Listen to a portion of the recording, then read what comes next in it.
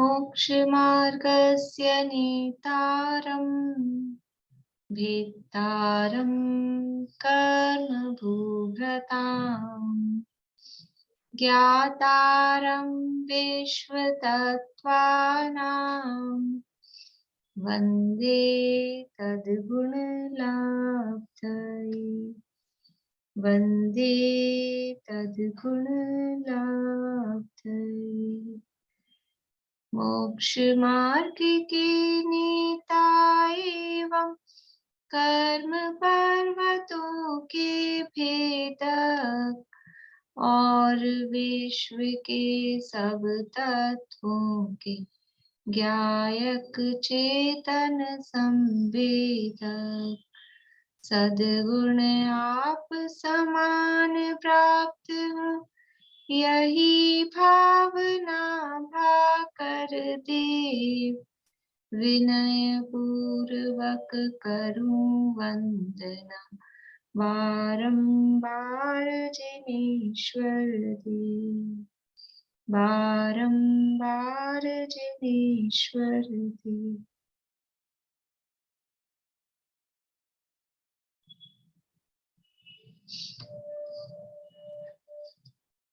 तत्वार्थ सूत्र नामक ये महाशास्त्र है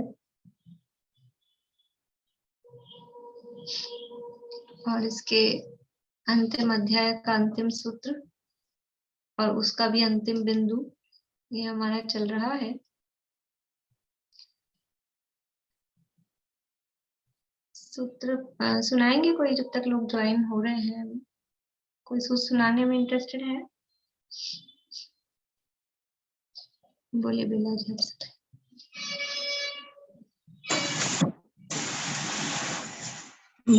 शुरू से सुना दो। हाँ। मोह क्षयाज ज्ञान दर्शनावरण अंतराय मोह क्षयाज ज्ञान दर्शनावरण अंतराय केवलम अंतराय क्षयाच केवलम। हाँ, एक मिनट। मोह क्षयाज ज्ञान दर्शनावरण अंतराय क्षयाज केवलम बंध हेत्व अभाव निर्जराभ्याम कृष्ण कर्म विप्रमोक्षो मोक्ष औपशमिक आदि भव्यत्वानं च अन्यत्र केवल सम्यक्त्व ज्ञान दर्शन सिद्धत्वेभ्य तदनन्तरम ऊर्ध्वं गच्छत्या केवल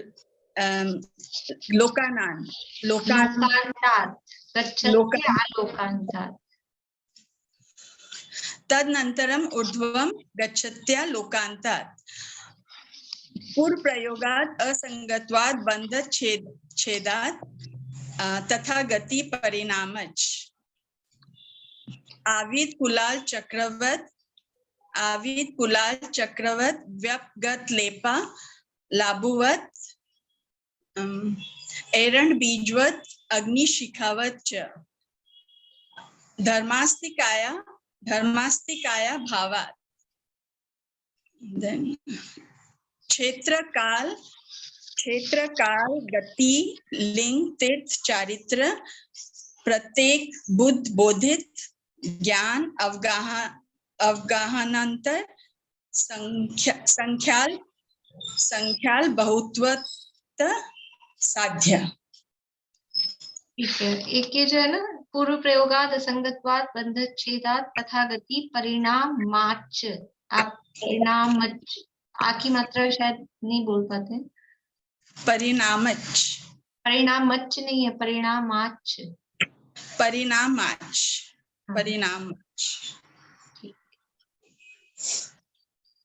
देखिए इसमें अंतिम जो सूत्र है क्षेत्र काल गति लिंग तीर्थ चारित्र प्रत्येक बुद्धबोधित ज्ञानावगाहनांतर संख्याल्प बहुत्वतः साध्या। तो ये 12 अनुयोग कहे हैं, 12 आधारों के माध्यम से, 12 अनुयोगों के माध्यम से सिद्धों में अंतर यहाँ बताया गया है। और उसमें जो अंतिम बिंदु है अल्प बहुत्व की चर्चा हमको करनी है कि ये जो 11 आधार पे हमने सिद्धों में अंतर किया उनमें कैसे सिद्धों की संख्या ज्यादा है, कैसे सिद्धों की संख्या कम है। क्षेत्र के आधार पे जो हमने सिद्धों में अंतर किया, काल के आधार पे, गति के आधार पे, तो वो जो अंतर किया है, और वो अंतर आया है मुख्य रूप से सबूत प्रज्ञापन न्याय में। प्रत्युत्पन्न न्याय की अपेक्षा से तो अंतर निकला नहीं है, क्योंकि वो सब एक ही तरह से होता है। प्रत्युत्पन्न वर्तमान को ग्रहण करता है, वर्तमान में सभी सिद्ध एक से हैं। तो भूतकाल की अपेक्षा से, भूत प्रज्ञापन न्याय की अपेक्षा से सिद्धों में जो अंतर आया है, उसमें हर पॉइंट में जो बताया गया है, उसमें किस तरह के सिद्धों की संख्या कम है, किस तरह के सिद्धों की संख्या अधिक है, उसको यहाँ बताया 403 पेज पे। अल्प बहुत्व अर्थात क्षेत्र आदि की अपेक्षा, क्षेत्र आदि की अपेक्षा जुदे जुदे जीवों को, जुदे जुदे जीवों की संख्या को लेकर, क्षेत्र काल आदि की अपेक्षा से जुदे जुदे जीवों की संख्या को लेकर परस्पर में तुलना करना, कि जो 11 जो पॉइंट्स बताए हैं उनकी अपेक्षा से अलग अलग जीवों को संख्या को ली और परस्पर में तुलना करना कि कौन से जीवों की संख्या ज्यादा है, कौन से तरह के सिद्धों की संख्या कम है, इसे अल्प बहुत्व कहते हैं। मतलब सिद्धों में विभिन्न अपेक्षाओं से हीनाधिकपना देखना, उनकी संख्या में अधिकता और हीनता देखना, वो अल्प बहुत्व है। प्रत्युत्पन्न न्याय की अपेक्षा से सब जीव सिद्ध क्षेत्र से ही मुक्ति प्राप्त करते हैं, अतः अल्प बहुत्व नहीं है। प्रत्युत्पन्न न्याय से कोई अल्प बहुत्व नहीं है, क्योंकि सभी जीव एक सिद्ध क्षेत्र से ही मुक्ति प्राप्त कर रहे हैं। तो कोई एक ही क्षेत्र है तो अब कम ज्यादा क्या करेंगे, दो जगह होगी तो हम उसमें यहाँ से कम यहाँ से ज्यादा ऐसा कह पाएंगे। एक ही जिसमें बात बताई गई है तो उसमें तुलना या कम ज्यादा कहना संभव नहीं है। अब क्षेत्र अपेक्षा में कल अपन ने देखा था, क्षेत्र अपेक्षा में जो अपने पॉइंट्स थे, वो पॉइंट्स कौन कौन से हैं क्षेत्र अपेक्षा में, बोलिए आशा आंटी। क्षेत्र अपेक्षा एक तो अपने आत्म प्रदेशों में, एक सिद्ध क्षेत्र में। हाँ, ये तो प्रत्युत्पन्न से हुआ, भूत प्रज्ञापन में।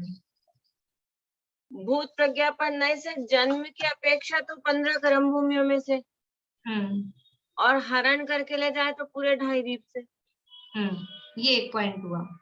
हाँ, ठीक है, ये एक पॉइंट हुआ। अब इसमें अल्प बहुत्व देखना है, तो जो 2.5 द्वीप से सिद्ध हुए हैं, यानी अपहरण अपेक्षा, अपहरण सिद्ध है उनकी संख्या कम है, और जो कर्म भूमियों में जन्मे सिद्ध हैं उनकी संख्या अधिक है। अपहरण सिद्धों से संख्यात गुणे जो कर्म भूमियां सिद्ध हैं उनकी संख्या संख्यात गुणी है। इसके बाद में ये कल अपन ने कर लिया था, उसके बाद में बोले भाई साहब। और आगे बता रहे हैं कि हम मतलब जवाब देना चाहते हैं। हाँ बताइए, दूसरा पॉइंट क्या है क्षेत्र अपेक्षा में। जैसे विदेश क्षेत्र में तो हमेशा सिद्ध होते रहते हैं, और बाकी भरत क्षेत्र और ऐरावत क्षेत्र में जो है सीमित समय में होते हैं, तो इस अपेक्षा से भी एक अंतर हो सकता है। हाँ, ये अपन ने जो पॉइंट लिए थे तो उसमें जो ये अपन ने पॉइंट लिया है, पर उसमें ये अच्छा, ये तो सारी कर्म भूमि में ही हो गया जो है। हाँ, तो इसमें अल्प बहुत्व नहीं, क्योंकि भरत और ऐरावत में लगभग समान होता है, विदेश क्षेत्र से ज्यादा ही होंगे, ये अपने को दिखाई देता है, तो उसमें अपन ने अंतर नहीं किया है। देखिए दूसरा पॉइंट अपन ने देखा था, तिर्यक लोक, मध्य लोक, ऊर्ध्व लोक, ये वाला पॉइंट अपन ने देखा था। आपको कुछ पूछना है अंकल? नहीं, वो एक समुद्र और द्वीप की अपेक्षा। हाँ, वो नंबर से अपन चल रहे हैं, पहले इसका अल्प बहुत्व देख लें, मैं ये बताती रहती हूँ, ऐसे समय ज्यादा लगेगा। तो दूसरा जो बिंदु अपन ने देखा था, ऊर्ध्वलोक, अधोलोक, मध्यलोक, तो ऊर्ध्वलोक से सिद्ध हुए जीव सबसे कम है, उससे संख्यात गुणे अधोलोक से सिद्ध हुए जीव हैं, और उससे भी संख्यात गुणे मध्य लोक से हुए सिद्ध हैं। ऊर्ध्व मध्य अधो का जो अंतर था वो अपन ने अंतर मतलब उसका जो अर्थ था वो अपन ने देख लिया था। ऊर्ध्वलोक का मतलब क्या है कि समतल भूमि से ऊपर से, और अधो का मतलब है समतल भूमि से नीचे से, और तिर्यक लोक का मतलब है जो समतल भूमि है वहां से। ठीक है, फिर तीसरा पॉइंट देखना है कि समुद्र से मुक्त हुए जीव हैं कि द्वीप से मुक्त हुए जीव हैं। तो समुद्र से मुक्त हुए जीव कम है और उनसे संख्यात गुने जीव द्वीप से मुक्त हुए हैं। तिर्यक लोक किस में आएगा? मध्य लोक में? देखो तीनों ही मध्य लोक हैं। ऊर्ध्वलोक, यहाँ जो हम ऊर्ध्व मधो ऊर्ध्व अधो और तिर्यक लोक की बात कह रहे हैं, ये तीनों ही मध्य लोक की बात है। मध्य लोक में से भी 2.5 द्वीप की बात है, लेकिन उसमें ही हम ऊपर नीचे की अपेक्षा बताया था बहुत उस समय अपन ने की थी जब। अंडरग्राउंड अगर है तो उसको अधोलोक कह रहे हैं। अधोलोक का मतलब नीचे नरक में जाके मोक्ष गए ऐसा नहीं है। यहीं से अपनी समतल भूमि से जो नीचे हो गया, अंडरग्राउंड हो गया, तो उसको अधोलोक कह रहे हैं। अपनी समतल भूमि या जो थोड़े बहुत पहाड़ वगैरह हैं उससे भी ऊपर, पहाड़ को भी समतल भूमि में समझना, लेकिन उससे भी ऊपर हवा में से, आकाश में से मोक्ष गए तो वो ऊर्ध्वलोक है। और यहाँ धरती पे से या पहाड़ पे से मोक्ष गए हैं तो वो तिर्यक लोक है। ठीक है, नहीं, तिर्यक लोक इन तीनों को मिला के कहेंगे? तीनों को मिला के नहीं कह रहे। तिर्यक लोक किसे कहेंगे? अंडर लोक, देखो यहाँ पे वैसे तिर्यक लोक मध्य लोक को कहते हैं। अभी यहाँ इसका विशिष्ट अर्थ है। जब हम 3 लोक की चर्चा करेंगे तो तिर्यक लोक मध्य लोक को कहते हैं, लेकिन यहाँ पर अभी तिर्यक लोक कह रहे हैं कि जो अपनी भूमि है, जमीन है, वो तिर्यक लोक, यानी जमीन पे से जो मोक्ष गए हैं, जमीन का मतलब जमीन और पहाड़ दोनों लेना, वो तिर्यक लोक है। और अगर हवा में से, आकाश में से गए हैं तो वो ऊर्ध्व लोक से गए हैं, और जमीन के नीचे से, अंडरग्राउंड से मोक्ष गए हैं तो वो अधोलोक से मोक्ष गए हैं। ठीक है, तो ऊर्ध्व लोक से सिद्ध हुए जीव सबसे कम है, उनसे संख्यात गुणे जीव अधोलोक से सिद्ध हुए हैं, और उनसे भी संख्यात गुणे वो तिर्यक लोक से सिद्ध हुए हैं। ठीक है, ये हो गया। इसके बाद में समुद्र और द्वीप की अपेक्षा अपन ने देखा था कि समुद्रों से मुक्त हुए जीव ज्यादा हैं कि द्वीपों से मुक्त हुए जीव ज्यादा हैं। क्या लगता है आपको, समुद्रों से ज्यादा मुक्त हुए होंगे कि द्वीपों में से? द्वीपों में से। ठीक है ना, अंडरस्टूड है, समझ में आ रहा है। तो समुद्र से मुक्त हुए जीव कम है और उनसे संख्यात गुणे जीव द्वीप में से। अब द्वीप और समुद्र में क्या लेना है? द्वीप और समुद्र में क्या क्या लेना है? बोलिए शशि जी। एक तो लवण समुद्र लेंगे और लवण समुद्र के बीच में जो द्वीप बने हुए हैं उन्हें लेंगे, और उसके बाद में एक और समुद्र है वो लवण समुद्र के बीच में जो द्वीप है उनको द्वीप में लेंगे कि समुद्र में लेंगे? लवण वो द्वीप में लेंगे, वो समुद्र में नहीं आएंगे। और उसके बाद में भी जो समुद्र है उसमें भी द्वीप है। क्या नाम है उस समुद्र का? कालोदधी। तो समुद्र में आएंगे लवण समुद्र और कालोदधी समुद्र, ये 2 समुद्र, ऐसा नहीं और दूसरा कोई बाहर का समुद्र ले ले। नहीं, वो 2 ही आएंगे, 2.5 द्वीप है ना। हाँ, और द्वीप के अंतर्गत जम्बू द्वीप, धात्कीखंड द्वीप, आधा पुष्कर द्वीप और जो समुद्रों के बीच में जो अंतर द्वीप हैं वो सब द्वीप के अंतर्गत आ जाएंगे। ठीक है, फिर है, अब इसमें भी देखिए विशेष कथन यहाँ दिया है 404 पेज पे, यहाँ पे देखिए पुस्तक में विशेष कथन की अपेक्षा। अब इनमें भी ये सामान्य कथन कर दिया, समुद्र से मुक्त हुए जीव कम है और द्वीप से मुक्त हुए जीव उनसे संख्यात गुणे हैं, ये सामान्य कथन हुआ। विशेष कथन की अपेक्षा लवण समुद्र से मुक्त हुए जीव थोड़े हैं, सबसे थोड़े हैं, मतलब इन सब में। फिर उससे संख्यात गुणे जीव कालोदधी समुद्र से मुक्त हुए हैं, उनसे संख्यात गुणे जम्बूद्वीप से मुक्त हुए हैं, उनसे संख्यात गुणे धात्कीखंड से मुक्त हुए हैं, और उनसे संख्यात गुणे पुष्करार्ध से मुक्त हुए हैं। यह क्षेत्र की अपेक्षा अल्प बहुत्व हुआ। समझ में आया? यानी कल जो अपन ने देखा था कि कैसे लिखना है, तो कैसे लिखेंगे?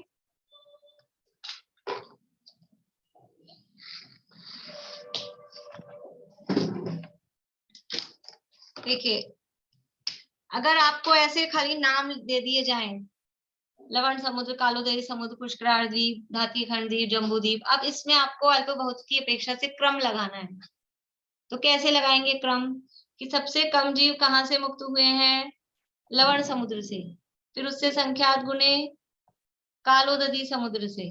ठीक है, फिर उससे संख्यात गुने जम्बू द्वीप से, फिर उससे संख्यात गुने धातकी खंड द्वीप से, और उससे संख्यात गुने पुष्करार द्वीप से। ये इसमें क्रम, ऐसा प्रश्न एग्जाम में आएगा, आपको जमाना पड़ेगा, आपको कुछ इस तरह से नाम दे दिए जाएंगे, तो अब वो आपको जमाना तो कैसे पड़ेगा, वो जमा के भी मैं ही दूंगी, आपको तो सही गलत ही देखना पड़ेगा उसमें।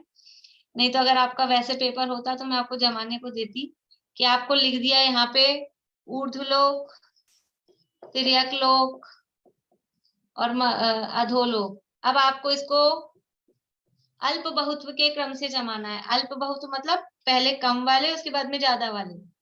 तो क्या क्रम लगाएंगे, इन तीनों में क्या क्रम लगाएंगे अल्प बहुत्व में? बोलिए चित्रा आंटी। ऊर्ध्वलोक, फिर अधोलोक, फिर तिर्यक लोक। हाँ बढ़िया, ठीक है, समझ में आ गया ना।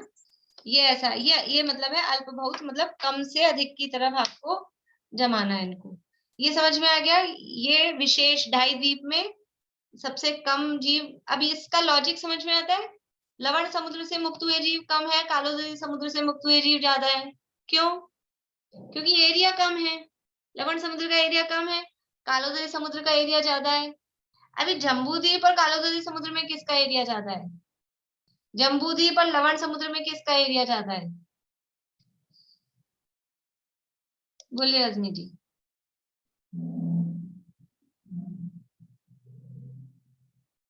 दोनों समुद्रों का। समुद्रों का एरिया ज्यादा है, फिर भी यहाँ पे तो जीव मुक्त हुए कम है और जम्बू द्वीप से मुक्त हुए जीव ज्यादा है, ऐसा क्यों है? क्योंकि समुद्र पानी में से कम जाते हैं जीव। बढ़िया, क्योंकि वो एक सामान्य कथन तो पहले कह ही दिया है कि समुद्रों से मुक्त हुए जीव थोड़े हैं और द्वीपों से मुक्त हुए जीव ज्यादा है, तो दोनों समुद्रों पहले आ जाएंगे। लेकिन लवण समुद्र से जीव कम मुक्त हुए हैं, कालोदरी से अधिक हुए हैं, क्योंकि एरिया ज्यादा है। फिर जम्बू द्वीप सबसे छोटा है, उससे बड़ा धातकी खंड है। धातकी खंड और पुष्करार्ध का एरिया में समानता है कि दोनों में डिफरेंस है? धातकी खंड कितना बड़ा और पुष्करार्ध कितना बड़ा? बोलिए विनीता आंटी। ये नाप तो मुझे याद सा नहीं आ रहा जी, लेकिन बाकी धातकी खंड पहले है, पुष्करार्ध बाद में, तो दुगने से भी दुगना हुआ हो तो धातकी खंड से दुगना पहले, कालोदरी समुद्र, कालोदरी से समुद्र से दुगना पुष्करार्ध द्वीप। पुष्करार्ध नहीं है दुगना, दुगना है पूरा पुष्कर द्वीप, और फिर उसको आधा करेंगे तो कितना आएगा? चलिए, नाप आपको याद नहीं, नाप किसको याद है?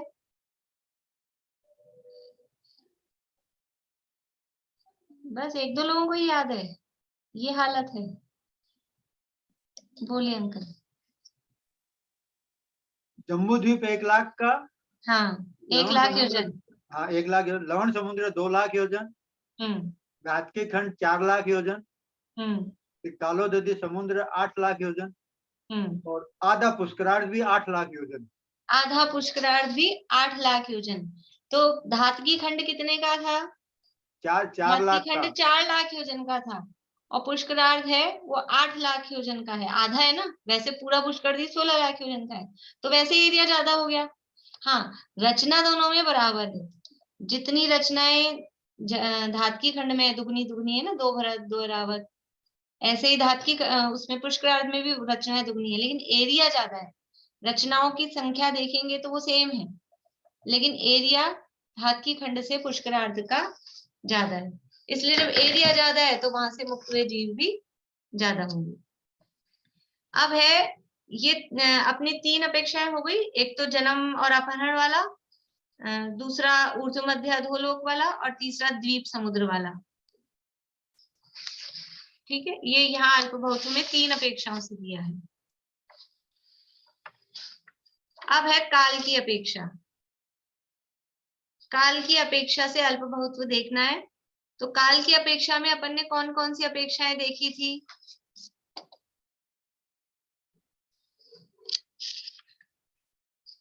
वॉइस किसकी म्यूट है? मेरी आवाज आ रही है नहीं आप लोगों को? दीपिका जी कहाँ? आपने अपना कनेक्ट नहीं कर रखा है।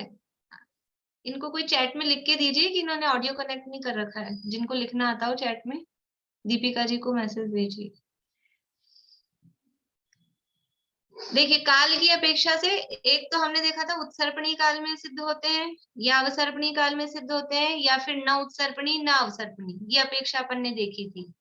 तो अब इन तीनों में से सबसे कम कौन से काल में होंगे, उत्सर्पणी में होंगे कि अवसर्पणी में होंगे? तो कहा उत्सर्पणी काल में। देखिए यहीं से पढ़ते जाइए। उत्सर्पणी काल में मुक्त हुए जीव सबसे थोड़े हैं। उत्सर्पणी काल में मुक्त हुए जीव सबसे थोड़े हैं और अवसर्पणी काल में मुक्त हुए जीव उनसे अधिक हैं। और बिना उत्सर्पणी अवसर्पणी काल में मुक्त हुए जीव उनसे संख्यात गुणे हैं, क्योंकि पांचों विदेहों में, महाविदोहों में न उत्सर्पणी काल है और न ही अवसर्पणी काल है, फिर भी वहां से जीव सदा मुक्त होते हैं। प्रत्युत्पन्न नए की अपेक्षा एक समय में ही मुक्ति होती है, इसलिए काल की अपेक्षा से भी अल्प बहुत वहां पर नहीं है। अब आप लोगों को कोई शंका है इसमें?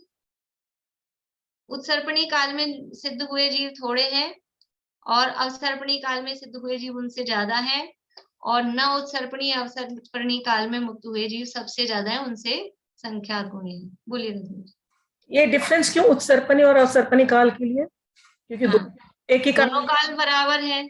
हाँ। दोनों काल में एक साथ हो जाना चाहिए, वे एक समान ही होना चाहिए, इसमें फर्क क्यों है? बोलिए, विनीता आंटी बता रहे हैं। ये उत्सर्पणी और सर्पणी का भेद तो इधर भारत एरावत क्षेत्रों में है ना, विदेश क्षेत्र में तो उत्सर्पणी और सर्पणी का भेद नहीं है। नहीं, तो ये इस अपेक्षा से तो अंतर करके तो किया है ना कि उत्सर्पणी काल से सिद्ध हुए जीव थोड़े हैं, अवसर्पणी काल से सिद्ध हुए जीव ज्यादा हैं। तो भरत एरावत में ये अंतर है, तो भरत एरावत में बराबर होना चाहिए ना, उत्सर्पणी से कम गए और अवसर्पणी से ज्यादा गए, ऐसा क्यों कहा? भाई दोनों का टाइम पीरियड तो बराबर ही है, 20 कोड़ा कोड़ी सागर, यानी 10 कोड़ा कोड़ी सागर। 10 का अवसर्पणी है, 10 का उत्सर्पणी है, और जो चौथे काल का टाइम है, चौथे काल का टाइम भी बराबर है दोनों में। हाँ, ये कोड़ी सागर का ही है। हाँ, तो फिर देखो उसका लॉजिक क्या है।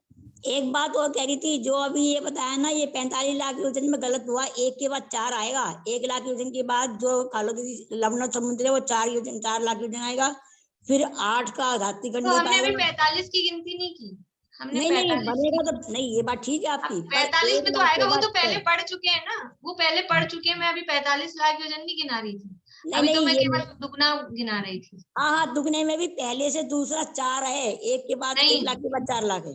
नहीं, दुगना में 4 कैसे आएगा? फिर तो 4 गुना हो गया ना। नहीं, दोनों तरफ से एक साइड से 2 लाख योजन का ही कहा जाता है। हाँ, दीदी ये ठीक है, ये ठीक है। एक साइड से तो 2 लाख योजन का ही कहा जाएगा। एक साइड से 2 का ही आएगा। अभी वही गिन रहे थे। हाँ ठीक है, अभी वही गिन रहे थे। देखिए क्या बात कर रहे थे अपन। हाँ, अवसर्पणी से ज्यादा क्यों मुक्त हुए, उत्सर्पणी से कम क्यों हुए? इसका कारण क्या है कि अवसर्पणी काल में एक स्पेशल काल भी आता है, हुंडा अवसर्पणी। कौन सा काल आता है? उत्सर्पणी में हुंडा उत्सर्पणी नहीं होता, अवसर्पणी में एक हुंडा काल आता है। और इस हुंडा काल में क्या हुआ कि चौथे काल में तो जीव मोक्ष गए ही गए, तीसरे काल के अंत में भी जीव मोक्ष चले गए। इस हुंडा अवसर्पणी काल के प्रभाव से तीसरे काल के अंत में भी जीव मोक्ष चले गए। तो हुंडा सर्पणी का दोष या अवसर्पणी में आता है, और उस दोष से कुछ विशेष बातें हो जाती है, तो तीसरे काल के अंत में भी जीव मोक्ष चले गए। पांचवें काल के प्रारंभ में तो चौथे काल के जन्म में जाते ही जाते हैं। लेकिन उत्सर्पणी में क्या होगा कि उत्सर्पणी में इधर पहले दुखमा होगा। आप लोगों को काल ख्याल में है? काल ख्याल में है ना? क्योंकि अब वो उतना डिटेल में पढ़ाऊंगी तो ये अपना बहुत लंबा चल जाएगा। मुझे तो आज भी उम्मीद नहीं है कि अल्प बहुत पूरा हो जाए, लेकिन आप लोगों को इसलिए मैंने कह दिया था, ये पुराना जो विषय है तीसरे चौथे अध्याय का, वो ख्याल में रखना आप लोगों को। तो उत्सर्पणी काल में पहला काल कौन सा होगा? दुखमा है ना, प्रलय के बाद वाली स्थिति। फिर उसके बाद में जो अगला काल आएगा वो दुखमा, यानी अपना जिसे पांचवा कहते हैं, वो काल आएगा। उसके बाद में जो तीसरा दुखमा काल के बाद में जो काल आएगा, कौन सा काल आएगा? दुखमा सुखमा आएगा ना, उसमें जीव मोक्ष जाते हैं। तो अभी तो ये पंचम काल जैसी वाली स्थिति थी, उससे वो निकले। तो पंचम मतलब ये जो अभी दुखमा काल है, दुखमा काल के प्रारंभ में वहां कोई मोक्ष जा सकता है क्या? अभी धर्म का प्रारंभ ही नहीं हुआ उत्सर्पणी काल में। ख्याल में आ रही है आप लोगों को बात? तो वहां ये नहीं हो सकता है। और फिर वो दुखमा काल का जब अंत होएगा, तो अंत होते होते फिर उसके बाद में जो काल आ जाएगा सुखमा दुखमा, वो भोग भूमि का आ जाएगा, तो फिर वहां से जीव मोक्ष नहीं जा सकेंगे। इसलिए वहां पे वो उतना ही टाइम, जो 42,000 वर्ष कम एक कूड़ा कोड़ी सागर का टाइम है, उतना ही टाइम मोक्ष जाने के लिए वहां पे मिलेगा। अवसर्पणी काल में क्योंकि वो हुंडा वाला दोष भी हो जाता है, तो वो 42,000 वर्ष कम एक कूड़ा कोड़ी सागर में इधर का कुछ तीसरे काल का, कुछ पांचवे काल का, वो दोनों भी उसमें जुड़ जाएंगे, तो टाइम ज्यादा मिल जाएगा। इसलिए अवसर्पणी काल से सिद्ध हुए जीव ज्यादा है। ठीक है, बोलिए। नहीं, पर पहले काल से छठे काल में जाते हैं उसको उत्सर्पणी बोलेंगे कि छठे से पहले में आते हैं उसको उत्सर्पणी बोलेंगे? आप अपन अभी उत्सर्पणी काल में ना, अभी अवसर्पणी में। क्यों? अभी तो पंचम से आज छठा काल आने वाला है। संख्या से नहीं देखना है। अच्छा। उसका जो भाव है ना, अभी है दुखमा और इसके बाद में आएगा दुखमा, तो ये डाउनफॉल हो रहा है। डाउनफॉल अच्छा, का नाम है उस हिसाब से। अच्छा, उस हिसाब से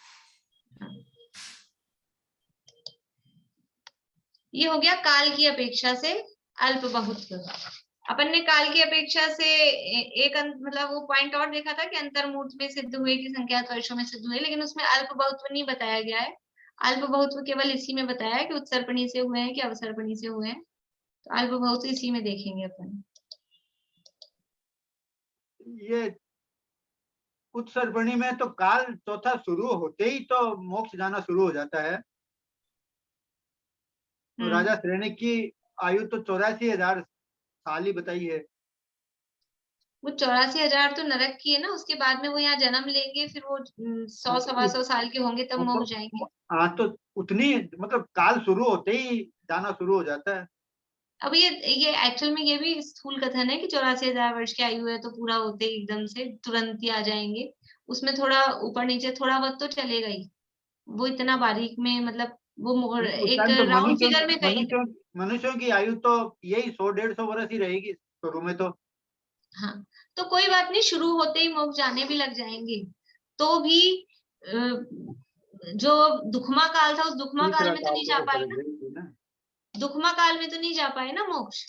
चौथा काल शुरू होते ही जाने लग जाएंगे, 100 साल में जाने लग जाएंगे, लेकिन दुखमा काल में तो नहीं जा पाएंगे। इसलिए टाइम उतना, वो जो एक कोड़ा कोड़ी सागर का टाइम है 42,000 वर्ष कम, उतना ही उसमें रहेगा।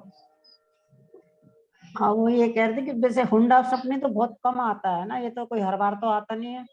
तो कम भी आता है तो क्या हो गया, उस अवसर्पणी में जुड़ेगा तो ना, अवसर्पणी में उसको जोड़ेंगे तो सही ना।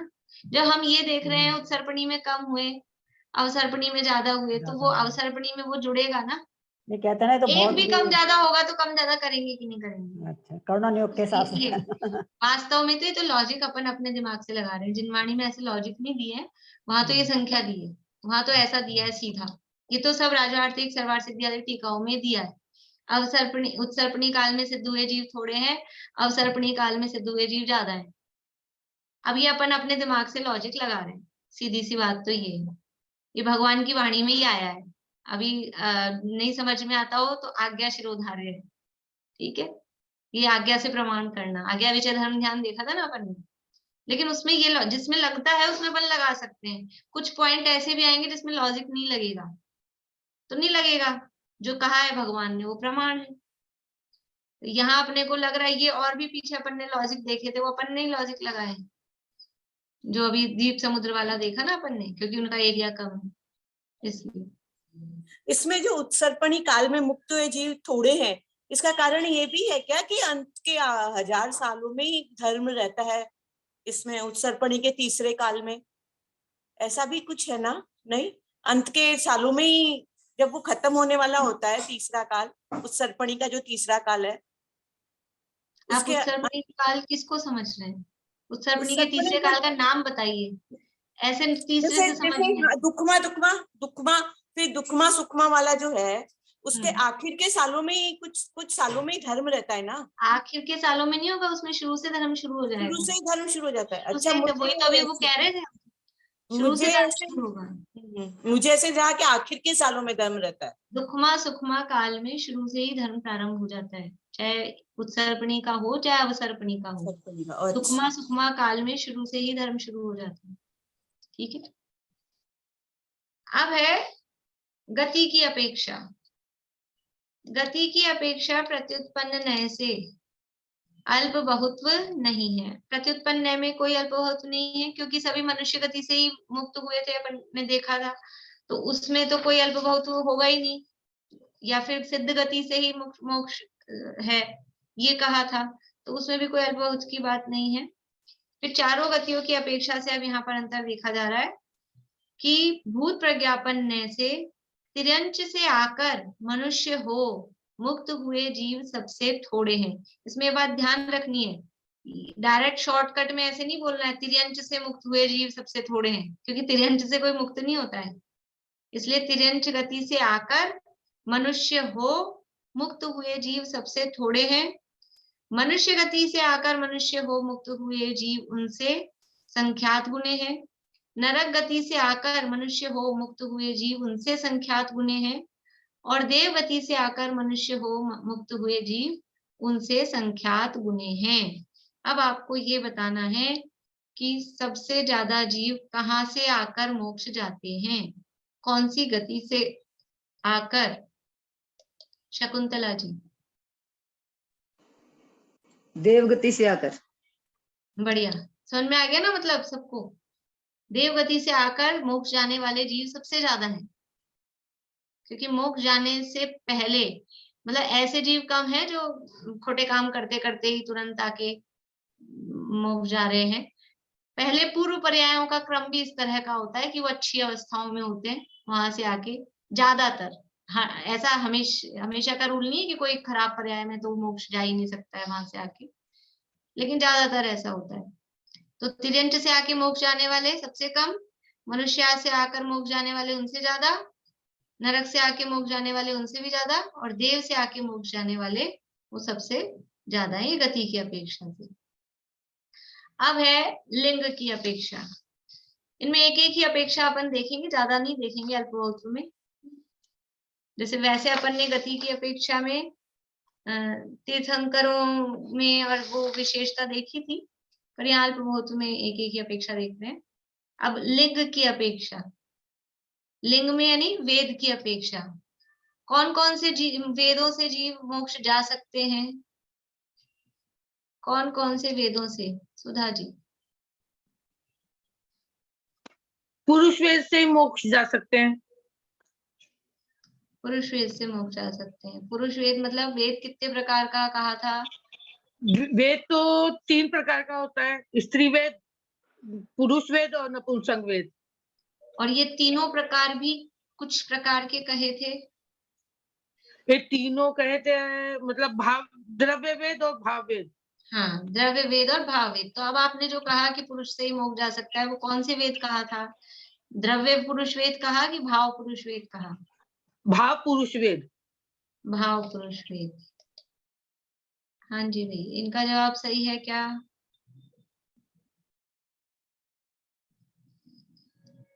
नहीं, सब मना कर रहे हैं, कोई भी आपके साथ नहीं है। क्या करें अब? बोलिए दीपिका जी। द्रव्य वेद से तो सिर्फ पुरुष वेद से ही जा सकते हैं, और भाव वेद से तीनों वेद में। हाँ, बढ़िया। ये पुरुष का वेद जो कंपलसरी है वो किसमें है? द्रव्य वेद। द्रव्य वेद तो पुरुष का ही होना है। तो अब इसमें अल्प बहुत्व लगाएंगे क्या कि द्रव्य स्त्री वेद से मोक्ष जाने वाले जीव कम है और द्रव्य पुरुष वेद से जाने, इसमें तो लगेगा ही नहीं, क्योंकि द्रव्य वेद तो सबका एक सही है। भाव वेद में अंतर है। तीनों प्रकार के भाव वेद से प्रत्युत्पन्न नय से जीव सिद्ध हो सकता है। उसमें भी प्रत्युत्पन्न नय से तो वेद रहित अवस्था ही है, इसलिए वहां प्रत्युत्पन्न नय में भी अंतर नहीं लगेगा। ये भूत प्रज्ञापन नय में 3 वेदों की अपेक्षा देखना है। तो नपुंसक वेद से सिद्ध हुए जीव सबसे कम है, और स्त्री वेद से श्रेणी चढ़कर मुक्त हुए जीव उनसे संख्यात गुणे हैं, और पुरुष वेद के उदय से श्रेणी चढ़कर मुक्त हुए जीव उनसे भी संख्यात गुणे हैं। देखिए, प्रत्युत्पन्न न्याय की अपेक्षा तो वेद रहित जीव ही मुक्ति प्राप्त करते हैं, अतः अल्प बहुत्व नहीं होता। भूत प्रज्ञापन न्याय की अपेक्षा नपुंसक लिंग से श्रेणी चढ़कर मुक्त हुए जीव सबसे थोड़े हैं। मतलब ऐसा नहीं है कि बहुत सारे नपुंसक ही नपुंसक मोक्ष जा रहे हैं भाव वेद वाले, लेकिन कोई कोई चले जाते हैं, तो वो संख्या कम है, पर जाते हैं, निषेध नहीं है। तो नपुंसक वेद से श्रेणी चढ़कर मुक्त हुए जीव थोड़े हैं, उनसे अधिक स्त्री वेद से श्रेणी चढ़ने वाले और मुक्त होने वाले वो उनसे अधिक है। कितने अधिक है? संख्यात गुण। और सबसे ज्यादा यानी ज्यादातर मेजोरिटी किसकी है कि जैसा द्रव्य वेद है वैसा ही भाव वेद, ज्यादातर तो ऐसा ही होता है, पर कोई कोई परिस्थितियों में वो वेद विषमता बनती है, उसमें भी नपुंसक वेद वाले कम है, स्त्री वेद वाले ज्यादा। मतलब नपुंसक वाला भी पहले मनुष्य में आएगा ना, फिर ही तो मोक्ष जाएगा ना? ये मेरे समझ में नहीं आया। आपने क्लास नहीं सुनी होगी?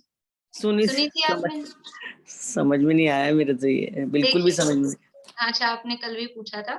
हाँ, देखिए वेद 3 होते हैं, स्त्री वेद, पुरुष वेद, नपुंसक वेद, लेकिन ये तीनों ही वेद 2 प्रकार के होते हैं, द्रव्य वेद और भाव वेद।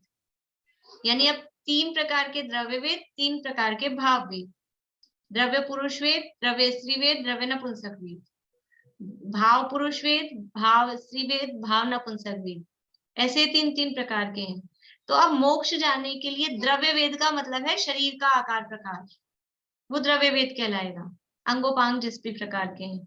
तो मोक्ष जाने के लिए द्रव्य वेद तो पुरुष का ही चाहिए, तो बाहर से तो पुरुष के शरीर वाला ही होना चाहिए, जेंडर उसका मेल ही होना चाहिए, ये तो द्रव्य वेद हो गया। लेकिन ऐसा भी संभव होता है, यहाँ कर्म भूमि में मोक्ष जाने वाले जीव कर्म भूमि से ही मोक्ष जाते हैं, भोग भूमियों से, स्वर्ग नरक से तो कोई मोक्ष जाता नहीं है। तो यहाँ कर्म भूमि में ऐसा भी पॉसिबल होता है कि बाहर से किसी का शरीर तो पुरुष का है, उसका जेंडर मेल है, लेकिन अंदर में उसका भाव वेद नपुंसक का हो। बाहर से शरीर तो पुरुष का है, लेकिन अंदर से उसका भाव वेद स्त्री का हो, ऐसा भी पॉसिबल है। 99% बाहर से शरीर पुरुष का होता है और अंदर से भाव वेद भी पुरुष का ही होता है, 99% तो ऐसा ही होता है। पर रेयर कोई कोई ऐसे भी हो सकते हैं कि जिनके बाहर में शरीर पुरुष का है लेकिन अंदर में भाव वेद स्त्री का है, बाहर में शरीर पुरुष का है, अंदर में भाव वेद नपुंसक का है। तो ऐसे जीव अब मोक्ष जा सकते हैं कि नहीं जा सकते हैं? अगर पुरुष के शरीर में है, द्रव्य वेद पुरुष है, तो भाव वेद कोई सा भी हो, वो जीव मोक्ष जा सकता है, भाव वेद मोक्ष जाने में बाधक नहीं होता। तो फिर अब वो जो भाव वेद उसका था, भाव वेद जीवन में वही रहता है, जन्म से लेके मरण तक भाव वेद नहीं बदलता। तो वो भाव से नपुंसक वेदी था जीव, बाहर से पुरुष का शरीर था, नग्न दिगंबर दशाली श्रेणी आरोहण किया, शपथ श्रेणी चढ़ी, कर्मों का नाश किया और मोक्ष चले गए। तो अब क्या कहलाएंगे कि नपुंसक वेद से सिद्ध हुए हैं। किसी का बाहर से वेद, द्रव्य वेद तो पुरुष का था, अंदर भाव वेद स्त्री का था, वैराग्य हुआ, नग्न दिगंबर दीक्षा ली, श्रेणी मानी और फिर कर्मों का नाश करके सिद्ध हो गए, तो वो कहलाएंगे स्त्री वेद से सिद्ध हुए हैं। और जो सामान्य था, बाहर से भी पुरुष का था, अंदर से भी पुरुष का भाव वेद था, दीक्षा ले, श्रेणी चढ़ी, कर्मों का नाश किया, मोक्ष गए, तो वो पुरुष वेद से सिद्ध हुए। तो नपुंसक वेद से श्रेणी चढ़कर सिद्ध होने वाले जीव सबसे कम है, बहुत कम है। देखो ये तो यहाँ तो ऐसी बात चल रही है, एक भी जीव होगा उस लाइन में तो उसको लिया है, थोड़े भी हो, अब एक ही होता है ऐसा नहीं कह रहे, लेकिन बहुत कम है, ऐसे वेद विषमता वाले जीव कम होते हैं, लेकिन होते हैं। फिर नपुंसक वेद से अधिक हैं स्त्री वेद वाले, स्त्री वेद से श्रेणी चढ़ के मोक्ष जाने वाले, और सबसे अधिक है पुरुष वेद से श्रेणी चढ़ के मोक्ष जाने वाले। तो ये वेद की अपेक्षा से अल्प बहुत हमने देखा। अब है तीर्थ की अपेक्षा। तीर्थ की अपेक्षा जो अल्प बहुत भी यहाँ दिया है, तीर्थ की अपेक्षा से हमने देखा था कि कोई जीव तीर्थंकर बन के मोक्ष जा रहा है कि सामान्य केवली बन के ही मोक्ष जा रहा है, ये अपन ने उसमें देखा था। तो तीर्थ की अपेक्षा से यानी तीर्थंकर बनकर जीव मुक्त होने वाले जीव वो थोड़े हैं, और सामान्य केवली होकर मुक्त हुए जीव उनसे संख्यात गुणे हैं। यानी जितने तीर्थंकर बन के मोक्ष गए हैं, उनसे बहुत ज्यादा जीव ऐसे हैं जो सामान्य रूप से मोक्ष चले गए हैं, सामान्य केवली बन के मोक्ष चले गए हैं। कैसे कैसे कह सकते हैं अपन? इसका कोई प्रमाण है अपने पास में? कोई प्रमाण दे सकते हैं आप कि तीर्थंकर तो थोड़े गए हैं और सामान्य जीव बहुत ज्यादा गए हैं?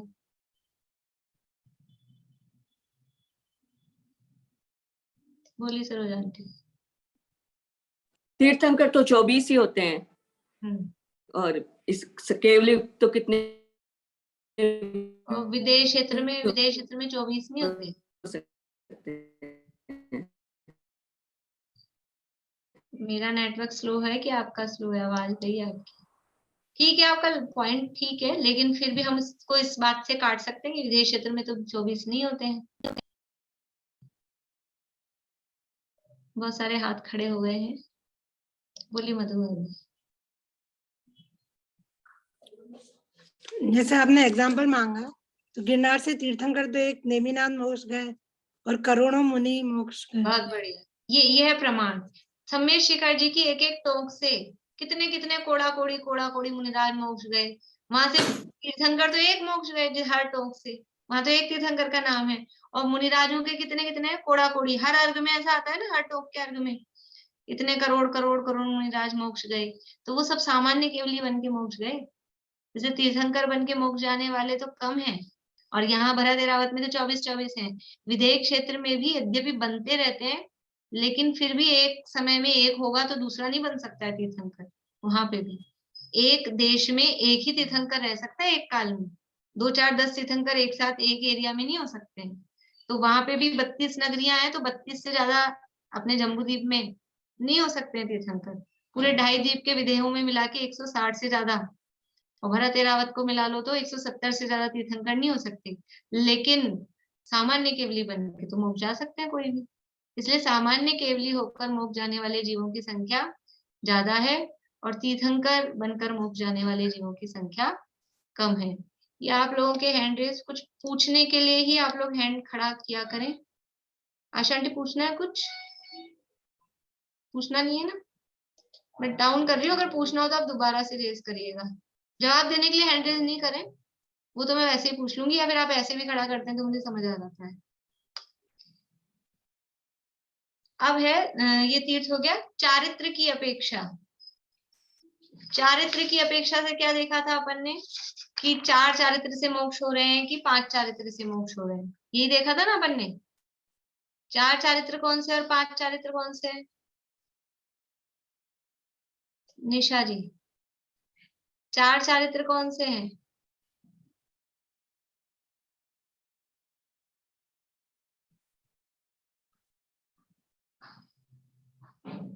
पद्मा जी। सामयिक छेदोपस्थापना। मैं बताऊं, सामायिक छेदोपासना, परिहार विशुद्धि, सूक्ष्म संप्रदाय और यथाख्यात चारित्र। ठीक है, पद्मा जी का भी ठीक था, वो भी वही बोल रहे थे। ये 5 प्रकार के चारित्र हैं: सामायिक, छेदोपस्थापना, परिहार विशुद्धि, सूक्ष्म संप्रदाय, यथाख्यात। अब कोई जीव 4 चारित्र धारण करके मोक्ष जाते हैं, कोई जीव 5 चारित्र धारण करके मोक्ष जाते हैं। कौन से 4 धारण करेंगे? अगर 4 धारण करेंगे तो 4 धारण करेंगे तो कौन से 4? मनोरमा आंटी। परिहार विशुद्धि के अलावा चारों। परिहार विशुद्धि को छोड़ के चारों: सामायिक, छेदोपस्थापना, सूक्ष्म संप्रदाय और यथाख्यात। ये 4 चारित्र, और 5 करेंगे तो 5 हो। तो क्या लगता है आपको, कौन से जीव ज्यादा होंगे? 4 वाले ज्यादा होंगे कि 5 वाले ज्यादा होंगे?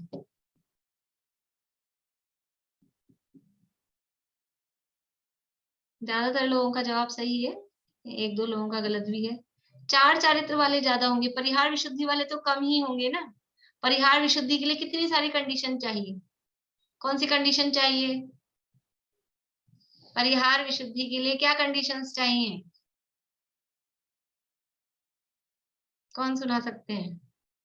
अंकल सुनाएंगे आप? 30 साल तक पहले घर में सुखपूर्वक रहे गृहस्थाश्रम में, फिर 8 साल तक केवली के बाद मूल में रहे, और 8 साल तक पहले, और फिर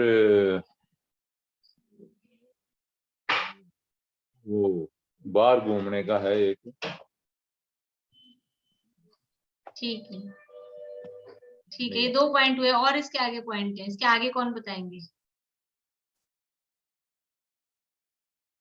बोलिए रजनी जी। 8 वर्ष तक किसी श्रुत केवली के पादमूल में रहकर प्रत्याख्यान नामक 9वें पूर्व का अध्ययन किया हो। केवली या शुद्ध केवली? केवली शुद्ध केवली के पादमूल में 9वें प्रत्याख्यान पूर्व का अध्ययन करें। और उनको वर्षा काल का निषेध नहीं है। वर्षा काल में उनके, वर्षा काल में किसका निषेध नहीं है? वर्षा काल में उनके विहार का निषेध नहीं है। हाँ। और वो रात्रि में विहार कर सकते हैं किसी भी समय। रात्रि में विहार नहीं कर सकते, वर्षा काल में विहार कर सकते हैं, रात्रि में नहीं। रात्रि में गमन का निषेध है। प्रतिदिन 2 कोस गमन करने का नियम है, ठीक है ना। तो ये परिहार विशुद्धि चारित्र है। तो ये स्पेशल बातें हैं ना, 30 वर्ष तक सुखपूर्वक घर में रहे, फिर दीक्षा ले, फिर तीर्थंकर के या शुद्ध केवली के पादमूल में 9वें पूर्व का अध्ययन करे, ये सारी विशेषताएं होनी चाहिए। तो 5 चारित्र से मुक्त होने वाले जीव थोड़े हैं, और 4 चारित्र से मुक्त होने वाले जीव वो उनसे संख्यात गुणी है, ठीक है। ये यहाँ से पढ़ लेते हैं।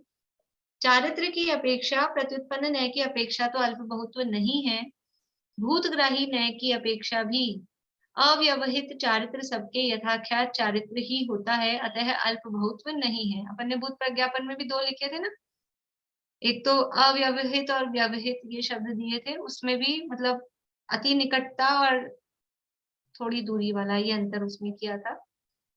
तो अव्यवहित मतलब बिल्कुल जस्ट पहले वाला, वो तो यथाख्यात ही होता है सबके, इसलिए उस अपेक्षा तो अंतर है नहीं। और व्यवहित मतलब थोड़ा और पीछे जाएंगे तो उस अपेक्षा से अंतर सहित चारित्र की अपेक्षा 5 चारित्र धारण करके मुक्त हुए जीव सबसे थोड़े हैं, और 4 चारित्र धारण करके मुक्त हुए जीव उनसे संख्यात गुणे हैं, ठीक है। अब इसमें थोड़ा याद करने वाली चीज ज्यादा है, मतलब, और याद भी ऐसे रटने की जरूरत नहीं है, थोड़ा सा अपन अभी तक तो जो भी पॉइंट्स आए हैं वो दिमाग लगाने से समझ में आ रहे हैं। आपको याद ये करना है कि इसमें बिंदु क्या है। जैसे चारित्र की अपेक्षा से सिद्धों में अंतर, अब इसमें बताना क्या है, ये चीज आपको याद होनी चाहिए कि 4 चारित्र से मुक्त हुए हैं कि 5 चारित्र से मुक्त हुए हैं, ये इसका मैटर है। अब उसमें अल्प बहुत तो आप अपना दिमाग लगा के निकाल लेंगे, थोड़ा सा दिमाग लगाएंगे तो वो निकल जाएगा, तो उसको रटने की ज्यादा जरूरत नहीं है। लेकिन उसमें पॉइंट क्या दिए हैं, क्षेत्र की अपेक्षा वाले में 3-4 पॉइंट हैं, बाकी सब में तो एक एक ही है, औरों में तो ज्यादा नहीं है, क्षेत्र वाले में थोड़ा सा ज्यादा है, तो थोड़ा याद रखने वाली बात है। अब है प्रत्येक बुध बोधित। प्रत्येक बुध थोड़े होते हैं और बोधित बुध उनसे संख्यात गुणे हैं, यानी अपने आप किसी को ज्ञान वैराग्य हो जाए ऐसे जीव कम होते हैं। तो प्रत्येक बुध जीव थोड़े हैं, और बोधित बुध यानी दूसरे के उपदेश से समझ में आए ऐसे जीव, या दूसरे के उपदेश से जिनको वैराग्य हो ऐसे जीव अधिक हैं, उनसे संख्यात गुणे हैं। ये भी समझ में आता है अपने को कि अपने आप किसी को वैराग्य हो जाए ऐसा कम होता है, दूसरा कोई समझाए कुछ उपदेश दे तो वो समझ में आता है, ऐसा ही ज्यादा दिखता है। इसलिए इसमें भी प्रत्येक बुद्ध जीव थोड़े हैं और उनसे संख्यात गुणे बोधित बुद्ध सिद्ध है। ज्ञान की अपेक्षा, अब ज्ञान की अपेक्षा में यानी 2 तरह से अपन करेंगे इसको। एक तो ज्ञानों की संख्या, ज्ञानों की संख्या मतलब ज्ञान की अपेक्षा में क्या देखा था अपन ने, ज्ञान की अपेक्षा में पॉइंट क्या था, अल्प बहुत तो अभी अपन देखते हैं, पर उसमें बिंदु क्या था, किस अपेक्षा से अपन ने अंतर देखा था ज्ञान की अपेक्षा से।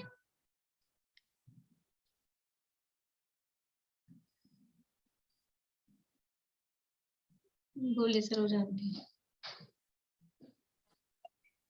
ये प्रत्युत्पन्न की अपेक्षा तो केवल ज्ञान से मुक्ति होती है, और भूत प्रज्ञापन से कोई जीव 2 या 3 या 4 ज्ञान से सिद्ध होते हैं। हाँ, मतलब 2 ज्ञान से सिद्ध हुए, 2 ज्ञान से या 3 सिद्ध हुए कि 4 ज्ञान से सिद्ध हुए, ये अपने पास पॉइंट है। अपने को अल्प बहुत किस में देखना है, इनमें, यानी अपने पास पॉइंट क्या है जिसमें अपन अल्प बहुत देखेंगे। तो 2 ज्ञान से सिद्ध हुए जीव ज्यादा है, 3 ज्ञान से सिद्ध हुए जीव ज्यादा है कि 4 ज्ञान से सिद्ध हुए जीव ज्यादा है, ये अपने को देखना है। ठीक है, तो इसमें दिया कि 2 ज्ञान कौन से होंगे, 2 ज्ञान कौन से होंगे, बोली निशा जी। मैम मति ज्ञान और श्रुत ज्ञान। मति ज्ञान और शुद्ध ज्ञान। ठीक है, तो अभी अपन केवल संख्या पे देख रहे हैं, फिर उसके नाम वाला वो अपन दूसरे स्टेप में करेंगे। तो 2 ज्ञान से जीव जो मुक्त हुए जीव वो कम है। मति शुद्ध ज्ञान से मुक्त मतलब वही था 12वें गुणस्थान तक, और उसके बाद मुक्त हुए। देखिए यहाँ पढ़ लीजिए 405 पेज पे, भूतग्राही न्याय की अपेक्षा 2 ज्ञान से मुक्त हुए जीव सबसे थोड़े हैं। इसमें थोड़ा सा याद रखने वाली बात है, लॉजिक तो लगेगा ही, लॉजिक तो लग जाएगा, लेकिन संख्याएं क्योंकि आगे पीछे होंगी इसलिए आपको ध्यान रखना है। 2 ज्ञान से मुक्त हुए जीव सबसे थोड़े हैं, उनसे संख्यात गुणे जीव कैसे हैं? 4 ज्ञान से मुक्त हुए जीव उनसे संख्यात गुणे हैं, यानी 4 ज्ञान से मुक्त हुए ज्यादा है। 2 ज्ञान से मुक्त होने वाले सबसे कम, उनसे ज्यादा है 4 ज्ञान। 4 ज्ञान कौन से होंगे सुधा जी? 4 ज्ञान कौन से होंगे? मति ज्ञान, श्रुत ज्ञान, अवधि ज्ञान और मन पर्याय ज्ञान। मन पर्याय ज्ञान, ये 4 ज्ञान। तो 4 ज्ञान से मुक्त हुए जीव उनसे ज्यादा है। और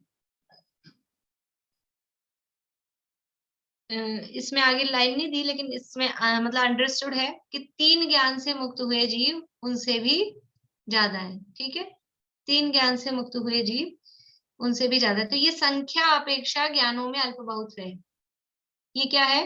केवल संख्या 2, 3 और 4, इस संख्या की अपेक्षा से ज्ञान में अल्प बहुत्व है। अब ज्ञान के नाम के हिसाब से अपन अल्प बहुत्व देखेंगे, उसको विशेष अपेक्षा यहाँ दिया है नीचे, विशेष कथन की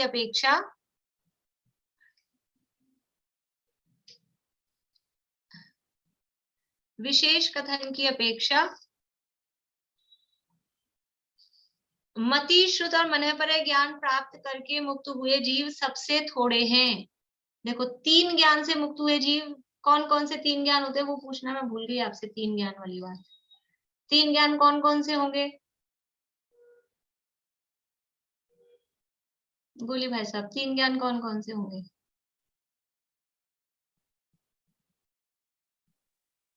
मति श्रुत अवधि होगा या मति श्रुत मनःपर्याय होगा? हाँ, मति श्रुत अवधि होगा या मति श्रुत मनःपर्याय होगा। ठीक है, तो मति श्रुत मनःपर्याय से मुक्त होने वाले जीव सबसे थोड़े हैं, सबसे कम है, क्योंकि मनःपर्याय ज्ञान बहुत कम जीवों को होता है। उसमें भी बिना अवधि ज्ञान के मनःपर्याय ज्ञान हो अकेला ही, वो बहुत कम जीवों को होता है।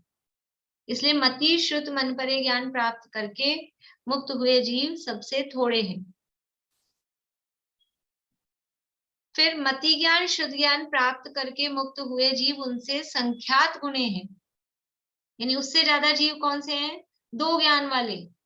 मति और शुद्ध ज्ञान प्राप्त करके मुक्त हुए जीव वो उनसे ज्यादा है। फिर मति शुद्ध अवधि और मनःपर्य ज्ञान प्राप्त करके मुक्त हुए जीव उनसे भी ज्यादा है। समझ में आ रही बात? मति शुद्ध और मनःपर्य ज्ञान प्राप्त करके मुक्त होने वाले सबसे कम, उससे ज्यादा है मति शुद्ध ज्ञान वाले, मति शुद्ध ज्ञान से सिद्ध होने वाले, उनसे ज्यादा है मति शुद्ध अवधि मनःपर्य चारों ज्ञान प्राप्त करके मोक्ष जाने वाले। और सबसे ज्यादा जीव कौन से हैं? देखिए, मति शुद्ध और अवधि ज्ञान प्राप्त करके मुक्त हुए जीव उनसे संख्यात गुणे हैं, यानी चारों में सबसे ज्यादा है। कुछ पूछना है आपको रश्मि जी? मतलब इसमें ऐसा क्यों बताया कि 2 ज्ञान वालों को ज्यादा है और 3 ज्ञान वालों को कम है? अभी ये कोई बताए जो है वस्तु स्थिति वो बताइए, क्योंकि ये 3 ज्ञान, देखो इसमें बता क्या रहे हैं, ये पता चल रहा है आपको क्या बता रहे हैं? हाँ, 3 ज्ञान प्राप्त करके, यानी मति श्रुत उसके साथ में मनःपर्य ज्ञान भी हो, ऐसा ज्ञान प्राप्त करके जो जीव मोक्ष जा रहे हैं, ऐसे जीव कम है। कम होते हैं ऐसे जीव कि जिनको मनःपर्य ज्ञान हो, और अकेला मनःपर्य हो बिना अवधि वाला, मति शुद्ध तो होना ही होना है। हाँ। ऐसे जीव कम है, लेकिन बिना मनःपर्य बिना अवधि ज्ञान मतलब कोई नहीं, अकेला मति श्रुत ही है, ऐसे जीव ज्यादा है। तो ये तो जो वस्तु, ये सब यहाँ पे तो वस्तु स्थिति बता रहे हैं, ऐसा है। क्यों है उसका तो कारण अपन समझ लो अपने मन से ढूंढ रहे हैं, मन से मतलब गलत ढूंढ रहे हैं ऐसा नहीं, लेकिन ये वस्तु स्थिति है। अब जैसे किताब में लिखा है ना कि सबसे ऊपर भूत भूत ग्राही न्याय की अपेक्षा से 2 ज्ञान से मुक्त हुए जीव थोड़े हैं और 4 ज्ञान से मुक्त हुए जीव संख्यात गुने हैं, लेकिन विशेष कथन में नीचे उल्टा ही लिखा है कि मति श्रुति अवधि मन अरे उल्टा नहीं है, उल्टा नहीं, अभी करते हैं अपन चर्चा, अभी करते हैं, वही बताने वाली थी। बोली मधु भाभी, आप क्या पूछ रहे हैं?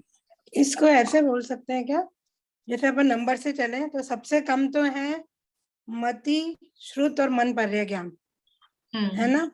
फिर उसके बाद में सेकंड नंबर पे आ गए मति श्रुत और मति और श्रुत ज्ञान वाले। फिर तीसरे नंबर पे आ गए मति श्रुत अवधि और मन पर्य वाले। फिर चौथे नंबर पे आ गए मति श्रुत और अवधि ज्ञान वाले। वो सबसे ज्यादा हो गए। हाँ, ऐसे ही है, ऐसे ही है ना, चारों नंबर पे ऐसे हुआ ना।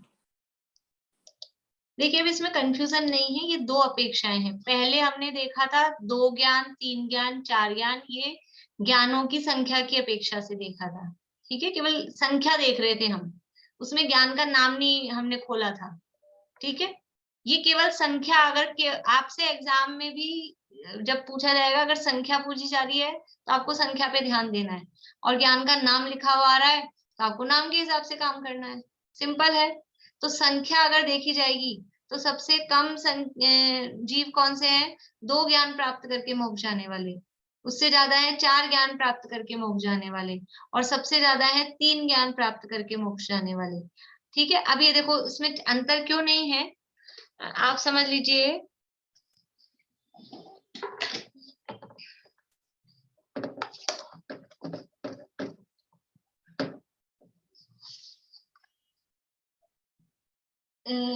समझिए कि मति श्रुत और अवधि नहीं, मति श्रुत और मन पर्य है ना, मति श्रुत और मन पर्य ज्ञान प्राप्त करने के मोक्ष जाने वाले सबसे कम है ना।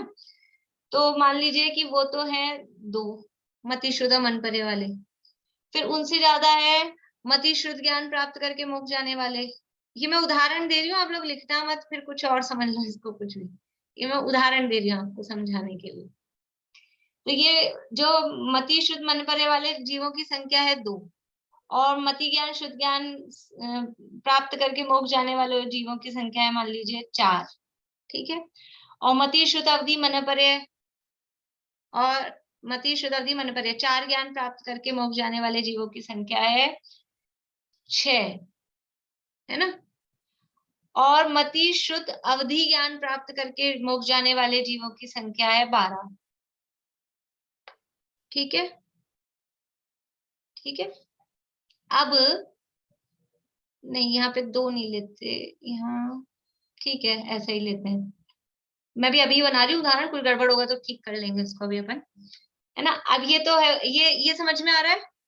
अब है 2 ज्ञान से मोक्ष जाने वाले जीव, अब ये है 3 ज्ञान वाले और ये भी है 3 ज्ञान वाले, है ना। ये मतिशुद्ध मन पर्य वाले हैं, ये मतिशुद्ध अवधि वाले हैं, और ये है 2 ज्ञान वाले और ये है 4 ज्ञान वाले।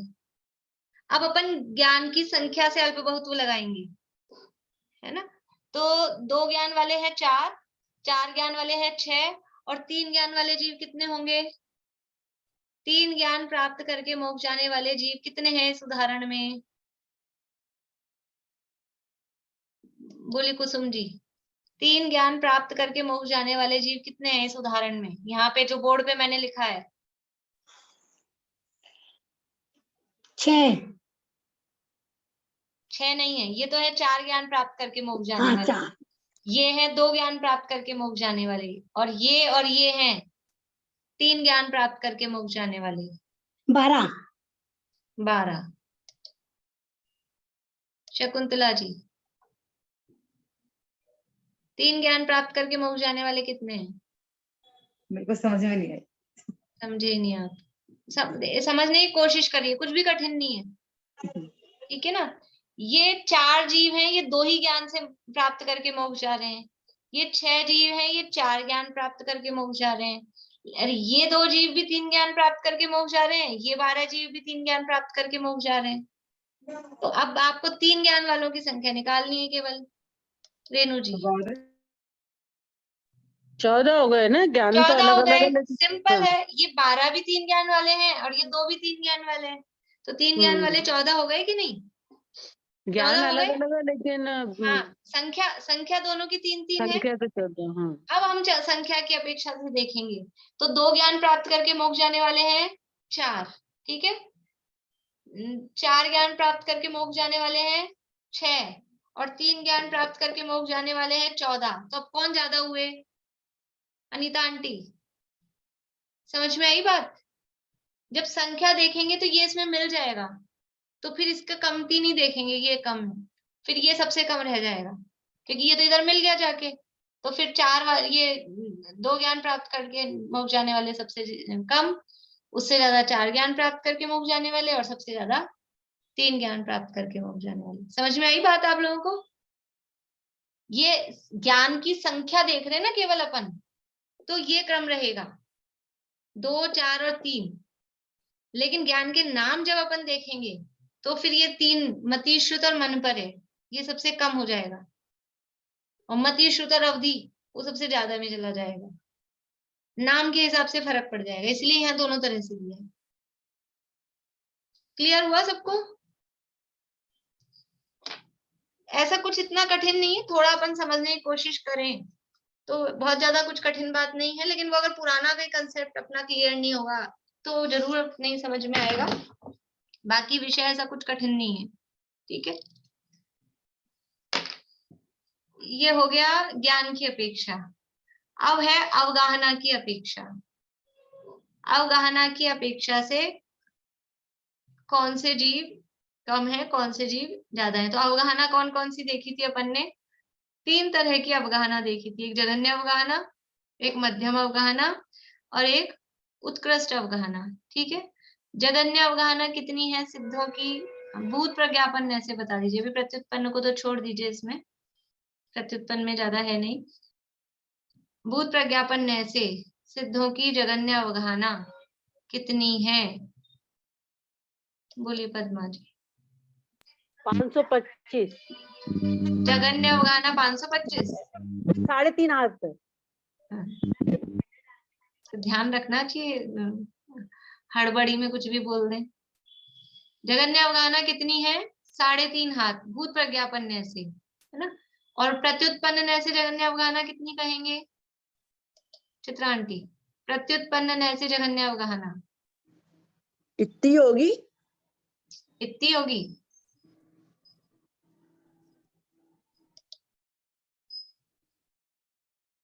रजनी जी शरीर की जो भी अंतिम शरीर की जो भी अवगाहना होगी इससे थोड़ी कम। तो जगन्य अवगाहना कितनी होगी ये बतानी है आपको। अगर 3.5 हाथ का अगर शरीर है तो उससे थोड़े कम अवगाहना। हाँ, तो अगर नहीं जगन्य अवगाहना में 3.5 हाथ ही लेना है। हाँ हाँ, तो 3.5 से थोड़े कम। हाँ, से कुछ कम। ये जगन्य अवगाहना प्रत्युत्पन्न ऐसे होगी। प्रत्युत्पन्न ऐसे जगन्य अवगाहना है कुछ कम 3.5 हाथ, और भूत प्रज्ञापन ऐसे जगन्य अवगाहना है 3.5 हाथ, ठीक है। ये जगन्य अवगाहना है। उत्कृष्ट अवगाहना कितनी है दोनों नयों से? उत्कृष्ट अवगाहना बोलिए रेणु। 525 धनुष हो गए। कौन से? प्रत्युत्पन्न से, प्रत्युत्पन्न से 525 धनुष, और भूत प्रज्ञापन से वो जितनी शरीर का आकार होगा उससे थोड़ी नहीं थोड़ा कम उल्टा हो रहा है, उल्टा हो रहा है। कम तो उससे होगा। प्रत्युत्पन्न से तो जितना आकार है उससे थोड़ी कम। हाँ। और भूत प्रज्ञापन से 525 धनुष हो गए। हाँ, तो उत्कृष्ट अवगाहना बता रहे हैं ना, तो फिर जितना आकार नहीं, वो तो परफेक्टली आकार अपने को पता है ना उत्कृष्ट में। 525 धनुष, तो 525 धनुष वो भूत प्रज्ञापन ऐसे अवगाहना, और कुछ कम 525 धनुष वो प्रत्युत्पन्न ऐसे अवगाहना, ठीक है। और मध्यम अवगाहना क्या होगी? बोली विनीता आंटी। 3.5 हाथ से 525 धनुष कम मध्यम अवगाहना में ये होगी बुध प्रज्ञापन न्याय की अपेक्षा, और प्रति उत्पन्न प्रज्ञापन न्याय की अपेक्षा होगी कुछ कम 3.5 हाथ से 525 धनुष कम शरीर वालों की न्यूनतम अपने शरीर के आकार। यानी 3.5 हाथ से लेके 525 के बीच की कुछ कम जो भी अवगाहना है वो मध्यम, इन दोनों के बीच की जो भी है वो मध्यम अवगाहना के अंतर्गत आएगा। अब अपने को अल्प बहुत्व देखना है, ठीक है। अल्प बहुत्व तो करना सरल है, पर ये आपको ध्यान होना चाहिए कि अवगाहना में हम किस अपेक्षा से अंतर देख रहे हैं। तो ये 3 चीजें हैं, जघन्य, मध्यम और उत्कृष्ट। देखिए, अवगाहना अपेक्षा से जघन्य अवगाहना से मुक्त हुए जीव थोड़े हैं। सबसे कम जीव कौन से हैं? जो जघन्य अवगाहना से 3.5 हाथ से जो मुक्त हुए हैं वो जीव बहुत कम है, यानी कम हाइट वाले हो। ज्यादातर हाइट कम तभी होगी, एज भी कम हो, तो ऐसे जीव थोड़े हैं। जघन्य अवगाहना से मुक्त हुए जीव थोड़े हैं। और उससे ज्यादा कौन सी अवगाहना वाले हैं? तो कह रहे हैं उत्कृष्ट अवगाहना। उत्कृष्ट अवगाहना से मुक्त हुए जीव उससे संख्यात गुने हैं, मतलब उससे अधिक हैं, ठीक है। और सबसे ज्यादा जीव कौन से हैं? मध्यम अवगाहना से मुक्त हुए जीव सबसे ज्यादा हैं, क्योंकि एग्जैक्टली 525 धनुष की आकार हो, ये तो अभी तक एक ही नाम मिलता है बाहुबली का कि उनकी पूरी 525 की थी। आदिनाथ भगवान की कितनी थी अवगाहना? 500 धनुष, ठीक है ना, 500 धनुष थी। बाहुबली की 525, तो अभी एक ही नाम मिलता है, तो और भी होंगे, लेकिन अभी अपने को समझ लीजिए पढ़ने में एक नाम आता है। तो जघन्य अवगाहना से सिद्ध हुए जीव सबसे कम है, उससे संख्यात गुने उत्कृष्ट अवगाहना से सिद्ध हुए जीव है, और सबसे अधिक जीव है मध्यम अवगाहना से सिद्ध हुए। यह अवगाहना की अपेक्षा से अल्प बहुत हो गया। अब संख्या की अपेक्षा, संख्या की अपेक्षा से क्या देखा था अपन ने? उत्कृष्ट अवगाहना से भी तो एक ही नाम आता है, तो वहां पे संख्या अधिक कैसे हो जाएगी? नहीं, एक ही आता है, लेकिन नाम ही नहीं आ रहा है ना, और भी गए होंगे। अच्छा, पर जघन्य में तो नाम ही नहीं मालूम एक भी। हाँ, तो नाम नहीं मालूम, और उत्कृष्ट में भी एक का पता है बस, बाकी और भी जीव होंगे, कोई ना कोई और जीव भी होंगे, लेकिन अभी अपने को नाम नहीं मालूम। अच्छा, इतना जरूरी है।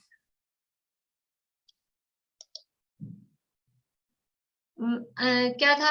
अंतर, अंतर देखना है ना अवगाहना के बाद। नहीं, संख्या पहले, इसमें संख्या दिया है।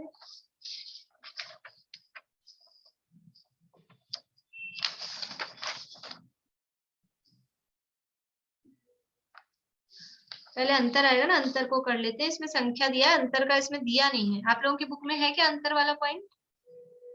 नहीं है ना किसी भी बुक में, इसमें रह गया है वो, इसमें सीधा संख्या दे दिया है। अंतर की चर्चा अपन करते हैं, आप लोग लिख लीजिएगा। अंतर में क्या देखा था अपन ने? पहली बात, अंतर में 2 तरह की स्थितियां देखी थी, एक अंतर गैप और एक निरंतरता, गैप नहीं पड़ा। कल ही किया था ना ये अपन ने। अंतर में एक तो ये देखा था कि एक जीव सिद्ध हुआ, फिर दूसरा जीव सिद्ध हुआ, तो इसमें गैप कितना पड़ा, ये है अंतर। और दूसरी बात अपन ने देखी थी कि एक जीव सिद्ध हुआ, फिर दूसरा हो गया, तीसरा हो गया, तो ये कंटिन्यूअसली हो रहा है बिना गैप की। तो पहले अंतर वाली बात देख रहे हैं। जघन्य अंतर कितना होता है सिद्धों में? टाइम के हिसाब से बताना है। जघन्य अंतर सिद्धों में कितना होता है?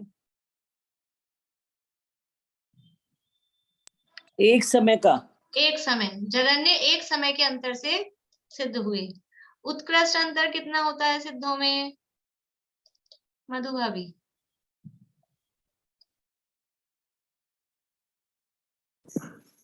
मुझे नहीं नहीं, हाँ, उंगली से सब लोग दिखा रहे हैं। 6 महीने का उत्कृष्ट अंतर, 6 महीने का। तो और मध्यम अंतर इन दोनों के बीच का, 2 समय से लेके 6 महीने में एक समय कम तक का, ये मध्यम अंतर है। तो जघन्य अंतर से सिद्ध हुए जीव ज्यादा है कि मध्यम अंतर से सिद्ध हुए जीव ज्यादा है कि उत्कृष्ट अंतर से सिद्ध हुए जीव ज्यादा है, ये अपन अल्प बहुत्व में देख रहे हैं। तो उत्कृष्ट अंतर से सिद्ध हुए जीव सबसे कम है, लिख लीजिए आप लोग।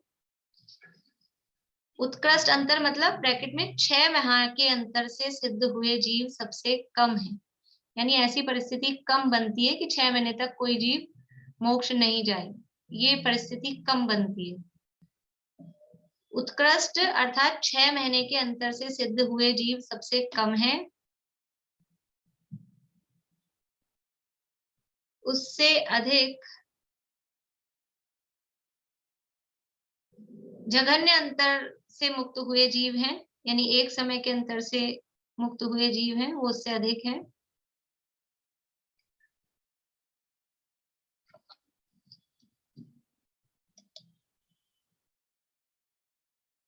और मध्यम अंतर से सिद्ध हुए जीव सबसे ज्यादा हैं। कितना भी अंतर पड़ गया हो, 2 समय का, 4 समय का, 1 साल का, 2 साल का, वो सब मध्यम में जाएगा। ठीक है, फिर से रिपीट कर रही हूँ। उत्कृष्ट अंतर अर्थात 6 महीने के अंतर से सिद्ध हुए जीव सबसे कम है, उससे अधिक जीव जघन्य अंतर से सिद्ध हुए अर्थात 1 समय के अंतर से सिद्ध हुए हैं, और उससे भी अधिक अर्थात सबसे अधिक जीव मध्यम अंतर से सिद्ध हैं। ठीक है, अब निरंतर में देखना है कि अंतर नहीं पड़े। अंतर नहीं पड़े तो ऐसे इसमें निरंतरता में जघन्य कितना हो सकता है? लगातार जीव मोक्ष जाएं तो कितने समय तक जा सकते हैं? 2 समय तक। ठीक है, और लगातार जीव मोक्ष जाएं तो अधिक से अधिक कितने समय तक जा सकते हैं? 8 समय तक। ठीक है, और मध्यम में 3 समय से लेके 7 समय तक वो मध्यम। तो अब कौन से वाली संख्या अधिक है, उसमें अल्प बहुत अपन देख रहे हैं। निरंतर के अंतर्गत लगातार 8 समय तक मोक्ष जाएं ऐसे जीव सबसे कम है। निरंतर 8 समय तक सिद्ध होने वाले जीवों की संख्या सबसे कम है।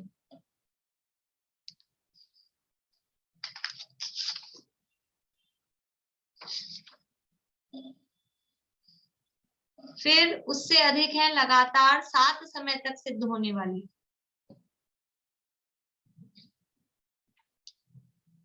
और अधिक में जो गुणाकार है वो संख्यात गुणा, जहां पर भी आ रहा है ना, आप देखेंगे संख्यात गुणा ऐसा ही आ रहा है। तो लगातार 8 समय तक सिद्ध होने वाले सबसे कम है, उनसे संख्यात गुणे लगातार 7 समय तक सिद्ध होने वाले हैं, उनसे संख्यात गुणे लगातार 6 समय तक सिद्ध होने वाले हैं,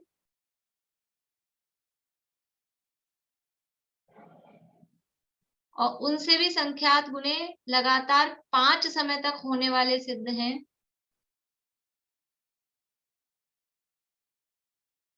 यानी उल्टी काउंटिंग चलानी है।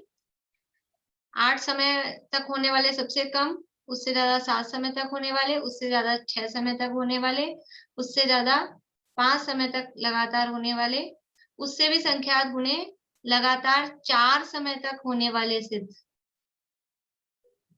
उससे भी संख्यात गुणे लगातार 3 समय तक होने वाले सिद्ध, और उससे भी संख्यात गुणे लगातार 2 समय तक होने वाले सिद्ध। ये निरंतर में अल्प बहुत तो पूरा 8 से लेके 2 समय तक का। 2 ही समय तक का क्यों लिया, 1 समय क्यों नहीं लिया? बढ़िया, देखो एक्सप्रेशन से समझ में आ जाता है मुझे। आप लोगों को समझ में आ गई बात तो मुझे एक्सप्रेशन से, रजनी जी को समझ में आ गई, उनके इशारे से मुझे समझ में आ गया। लगातार 1 समय क्यों नहीं लिया? क्योंकि 1 समय है ही नहीं ना, निरंतरता की स्टार्टिंग ही लगातार। जगन्य काल कितना है निरंतर का? जगन्य काल 2 समय है ना निरंतर का, इसलिए 2 से नीचे जाएंगे तो वो निरंतर कहाँ रहेगा? 1 समय ही हो गया वो तो फिर, इसलिए 2 समय पर आके रुक गए हैं। ठीक है, 8 समय से लेके 2 समय तक का ये हो गया अंतर में। अंतर में दोनों बातें आ गई, अंतर भी और निरंतरता भी। ठीक है, आप लोग जवाब देने के लिए हैंड रेज नहीं करें, प्रश्न पूछना हो तो ही हैंड रेज करें। अभी जिनके मैंने हैंड डाउन किए उनको अगर पूछना है तो हैंड रेज कर लीजिए। हाँ बोलिए। ये 8 के बाद में जैसे 7, 6, 5, 4, 3 ये लिखा, तो उसकी जगह मध्यम लिख सकते हैं ना? सबने हाँ, अपने ऐसे लिखा है जगन्य। लिख सकते हैं, लेकिन मध्यम में भी विशेष खुलासा करके बताया है कि ऐसा नहीं है कि लगातार 3 समय तक होने वाले ज्यादा हो और लगातार 5 समय तक होने वाले नहीं, वो सब मिलके हो गए ना ज्यादा। नहीं, सब मिलके तो है, लेकिन उसमें विशेष बताया, राजवार्तिक में दिया है ऐसा। कॉमन रूप से मध्यम कह सकते हैं कि लगातार 8 समय तक होने वाले कम हैं, यानी उत्कृष्ट निरंतरता से होने वाले सिद्ध वो सबसे कम है, और मध्यम निरंतरता से होने वाले सिद्ध वो उससे अधिक है, और जगन्य निरंतरता से होने वाले सिद्ध वो सबसे ज्यादा है। ऐसा सामान्य रूप से कह सकते हैं, लेकिन इसको खुलासा करके वहां टीका में दिया है विशेष रूप से, उसको एक एक अलग अलग करके, इसलिए वैसा मैंने आपको लिखा है। ये सब राजवार्तिक में जो दिया है ना, राजवार्तिक के आधार से, यहाँ अपनी बुक में भी उसी आधार से दिया है, और वो टीका में पूरा विशेष दिया है। ये हो गया अंतर। अब है संख्या। संख्या क्या है? संख्या में क्या देखा था अपन ने? संख्या में किस बात को कंसीडर किया था? बोले दीपिका जी।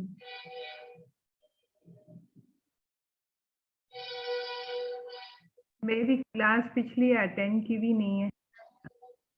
चलिए, संख्या में क्या देखा था अनीता आंटी? कि एक समय में अधिक से अधिक कितने जीव मुख जा सकते हैं, जैसे एक समय में 108 जीव जा एक समय में सकते हैं। कम से कम कितने जीव मोक्ष जाएंगे? अधिक से अधिक कितने जीव जाएंगे? हाँ, तो कम से कम कितने जाएंगे? कम से कम एक समय में एक तो जाएंगे। हाँ, और अधिक से और अधिक अधिक से अधिक 108। और मध्यम जाएंगे तो? मध्यम जाएंगे तो इनके बीच के हो गए ना कि 2 से लेके 107 तक। ठीक है, ये मध्यम जाएंगे तो ये इनके बीच का है। अब वो जो अपन ने देखा था कि एक समय में 8 समयों में जो जीव सिद्ध होते हैं, कल देखा था ना अपन ने, 6 महीने तक कोई जीव मोक्ष नहीं जाए और उसके बाद में 8 समय तक लगातार मोक्ष जाए, तो वो किस तरह से आते हैं? ये संख्या में ही ये बात थी। तो अब संख्या में अल्प बहुत उस आधार पे दिया है। देखिए यहाँ पे संख्या अपेक्षा से एक समय में 108 की संख्या में मुक्त हुए जीव थोड़े हैं, यानी 108 जीव मोक्ष जाएं एक समय में, ऐसा कम होता है, ऐसे जीव कम है कि 108 के ग्रुप में मोक्ष जाएं, वो जीव कम है। फिर एक समय में 107 से लेकर 50 तक की संख्या में मुक्त हुए जीव उनसे अनंत गुणे हैं। यहाँ पर अनंत गुना आया है, ठीक है, और सब जगह संख्यात गुना आ रहा था, यहाँ पर अनंत गुना शब्द आया है। अब आप कह सकते हैं इसको मध्यम में ले लें, लेकिन ये ऐसा दिया है अपनी बुक में भी, ऐसा विशेष करके दिया है, और राजवार्तिक सरवार सिद्धियादि टीकाओं में भी ऐसा विशेष दिया है। तो 108 की संख्या में एक साथ मोक्ष जाएं ऐसे जीव कम है, लेकिन 107 से लेके 50 तक की संख्या, 50 गए, 51 गए, 54 गए, 60 गए, 99 गए, 105 गए, 107 गए, ऐसे जीव उनसे अनंत गुने हैं कि कोई 60 जीव एक साथ जा रहे हैं, 66 जीव एक साथ जा रहे हैं, 69 जीव एक साथ जा रहे हैं, 89 जीव एक साथ जा रहे हैं, 85 जीव एक साथ जा रहे हैं। ऐसे जीवों की संख्या 108 की संख्या वालों से अनंत गुनी है, ठीक है, ऐसे ग्रुप में जाने वाले। और उससे भी अब अधिक कितने हैं? कौन से वाले जीव हैं? एक समय में 49 से लेकर 25 तक की संख्या में मुक्त हुए जीव असंख्यात गुणे हैं। ये जितने 107 से 50 तक के ग्रुप वाले मोक्ष गए, उससे असंख्यात गुणे जीव कैसे हैं? जो 49 के ग्रुप से लेके और 25 49 जीव एक साथ मोक्ष गए, 48 जीव एक साथ मोक्ष गए, 45 जीव एक साथ मोक्ष गए, 38 जीव एक साथ मोक्ष गए, 26 जीव एक साथ मोक्ष गए, ऐसे लोगों जीवों के ग्रुप, वो उनसे भी असंख्यात गुणे हैं, ठीक है। एक साथ का मतलब है एक समय में, उसी समय सब गए वो एक साथ। और उससे भी अधिक जीव, उससे संख्यात गुणे, ये जितने भी गए ना 25 तक के, उससे संख्यात गुणे जीव एक समय में 24 से लेकर 1 तक की संख्या में मुक्त हुए जीव, यानी एक समय में एक जीव मुक्त हो, ये सबसे ज्यादा हो सकता है, या फिर 2 हो जाएं, या फिर 4 हो जाएं, या 15 हो जाएं, या 18 हो जाएं, या 22 हो जाएं, या 24 हो जाएं, इतना ये एक समय में 24 तक के मोक्ष जाने वाले जीवों की संख्या वो सबसे ज्यादा है कि 24 तक के ग्रुप में वो मोक्ष गए हों। कोई 19 गए हों, कोई 17 गए हों, कोई 2 गए हों, कोई 4 गए हों, कोई 7 गए हों, ऐसे जीवों की संख्या सबसे ज्यादा है।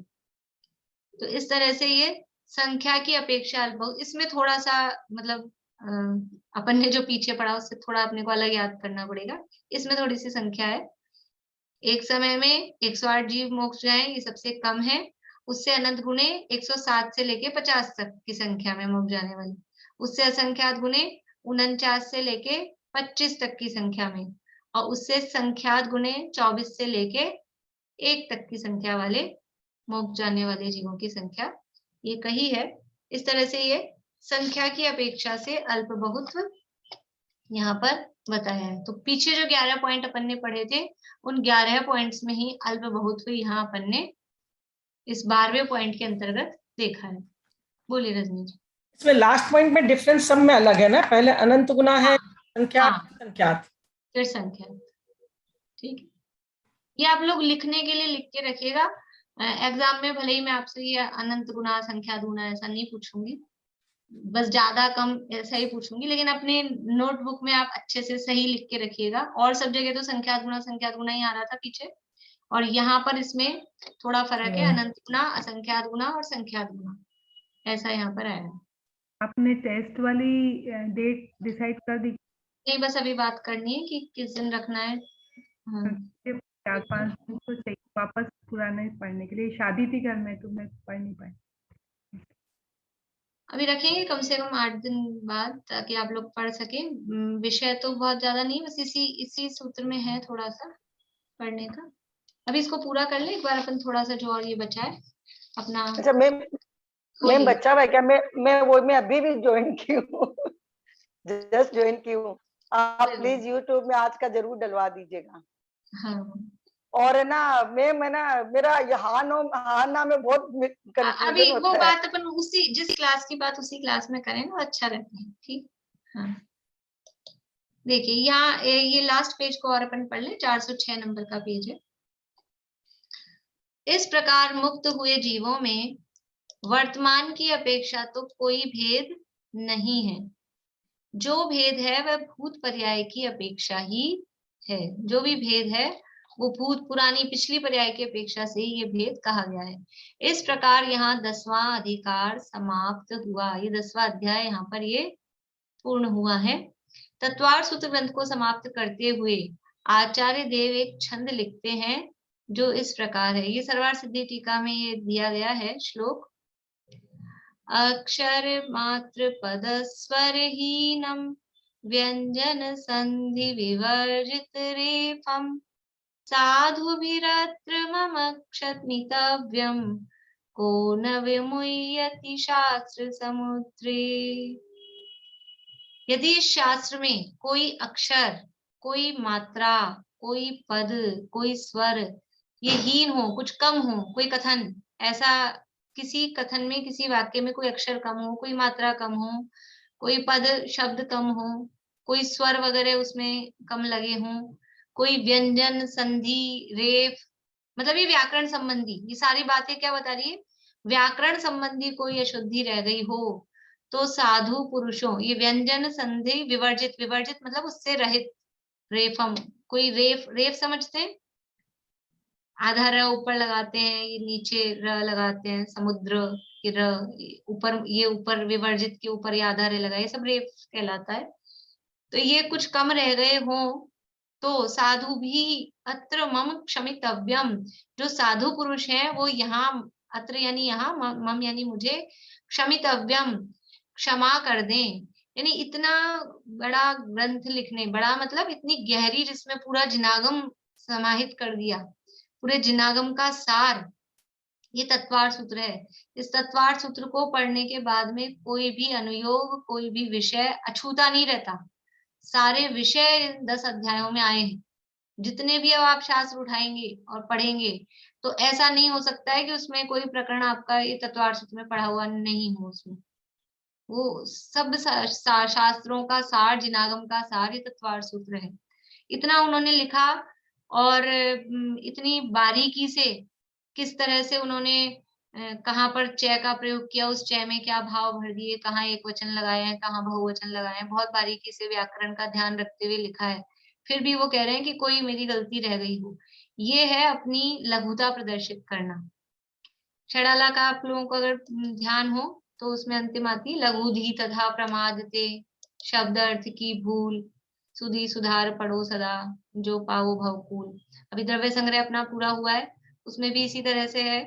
द्रव्य संग्रह की भी जो अंतिम जो छंद दिया है प्राकृत का, उसमें भी यही बात कही है। मतलब अपनी लघुता प्रदर्शित कर रहे हैं कि अक्षर पद मात्रा स्वर, अपन पूजा के अंत में ही बोलते हैं क्षमापना में, अक्षर पद मात्रा से दूषित जो कुछ कहा गया मुझसे क्षमा करो प्रभु सो सब कहा करते हैं अपनी हम। क्योंकि क्यों ये करते हैं, देखो नीचे लिखा है, क्योंकि शास्त्र रूपी समुद्र में कौन पुरुष विमोहित नहीं हो जाता है। विमोहित नहीं हो जाता है मतलब कि इतना अगाध जिनवाणी है, इतना अगाध शास्त्र है। और ये गलती देखो, शब्द टंग स्लिप होना तो बहुत नेचुरल है, वो टंग स्लिप हो सकती है। लिखते लिखते हम लिखना क्या चाहते हैं, लिख क्या चाहते हैं, हमारा अभिप्राय तो था लिखना ट लिखने चाहते थे, लेकिन लिख दिया ड। ऐसा होता है, कभी ध्यान नहीं होता है, आ की मात्रा कभी लगाना रह जाती है, कभी एक्स्ट्रा लग जाती है, तो वो गलती से रह जाती है। तो ऐसी कोई गलतियां रह गई हो, ये अक्षर मात्रा पद वाली ये कोई गलतियां रह गई हो, तो साधु पुरुषों के द्वारा मुझे क्षमा कर देना चाहिए। साधु पुरुषों के द्वारा, हर कोई के आगे जाके क्षमा नहीं मांग रहे हैं। कोई भी रास्ते चलता आदमी कहे आपकी गलतियां हो गई हैं साहब, ऐसा नहीं कह रहे हैं। जो खुद साधु पुरुष मतलब खुद विशेष, वहां द्रव्य संग्रह में तो लिखा ही है कि जो विशेष ज्ञान के धारी हैं, जो श्रुत में विशेष हैं, ऐसे ही वो इसको शुद्ध करें और वो ही इसको पढ़ के कि हमारी गलती, हमसे गलती हो गई तो हमको क्षमा करें। साधु पुरुषों के द्वारा, सज्जन पुरुषों के द्वारा, साधु का अर्थ मुनिराज ही अकेला नहीं, जो भी सज्जन पुरुष है, विद्वान पुरुष है, उनके द्वारा मुझे क्षमा कर देना चाहिए। क्योंकि शास्त्र समुद्रे, शास्त्र रूपी समुद्र में को यानी किसकी, न यानी नहीं हो जाती है, विमुह्यति यानी उसकी विमोहित, उसकी बुद्धि मोहित। किसकी बुद्धि मोहित नहीं हो जाती कि बहुत शास्त्र पढ़ते पढ़ते ऐसा नहीं हो जाता अपना सिर चकरा जाता है, अपन बोलते ना कि सब ऐसा हो गया, चकरा गया। तो ऐसा शास्त्र तो है समुद्र जैसा, तो फिर उसमें हम घूम नहीं जाए, कुछ गलती नहीं हो जाए, ऐसा नहीं हो सकता। तात्पर्य यह है कि शास्त्र तो एक गंभीर सागर जैसे हैं। जिस प्रकार सागर में अच्छे अच्छे पुरुष गोता खा जाते हैं, उसी प्रकार शास्त्र समुद्र में भी अच्छे अच्छे पुरुषों से भी भूल हो सकती है, क्योंकि शास्त्र अगाध है। हमने अपनी बुद्धि के हिसाब से जितना हमारे ज्ञान में था उतना लिखा, लेकिन फिर भी कोई अगर भूल हो गई हो तो साधु पुरुष हमें क्षमा करें। ध्यान रहे, आचार्य देव अक्षर मात्रा पद स्वर व्यंजन संधि और रेफ संबंधी भूल की संभावना व्यक्त कर रहे हैं, भाव की भूल नहीं, क्योंकि उन जैसे प्रौढ़ विद्वान संतों से भाव की भूल तो संभव ही नहीं है। ये कोई व्याकरण संबंधी भूलों की बात कह रहे हैं, मैंने कोई वैसे गलत लिख दिया है ऐसा नहीं कह रहे हैं, वो गलती की संभावना नहीं है। लेकिन मात्रा की, अक्षर की, जैसे मिसप्रिंट था ना अभी अपने इसमें, कल ही मैंने ठीक कराया, संख्यात असंख्यात लिखा था वो संख्यात, तब ये मिसप्रिंट है, तो ऐसा मिसप्रिंट कुछ गलती हो गई हो वो संभव है, बाकी भाव की भूल संभव नहीं है। यदि उन्हें ऐसा लगता कि मुझसे भाव में भी भूल हो सकती है तो फिर वो लिखते ही नहीं। भाव में अगर भूल होती तो फिर वो व्यक्ति ऐसा लिखेगा ही नहीं जिसके भाव में ही गड़बड़ी है। आचार्य देव की महानता और विद्वत्ता को देखते हुए हमें भाव संबंधी भूल की कल्पना भी नहीं करना चाहिए।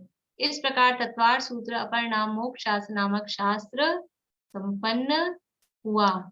तो ये आचार्य देव ने ये शास्त्र लिखा है और मैंने अपनी बुद्धि के अनुसार आप लोगों को समझ लीजिए, इसका अध्ययन हमने स्वाध्याय किया है, उसमें मेरे भी कहने में कई बार गलत निकल जाता है, कई बार दूसरे दिन मैं ठीक करती हूँ, कई बार लिखने में लिख के देती हूँ उसमें भी कुछ गलत रह जाता है।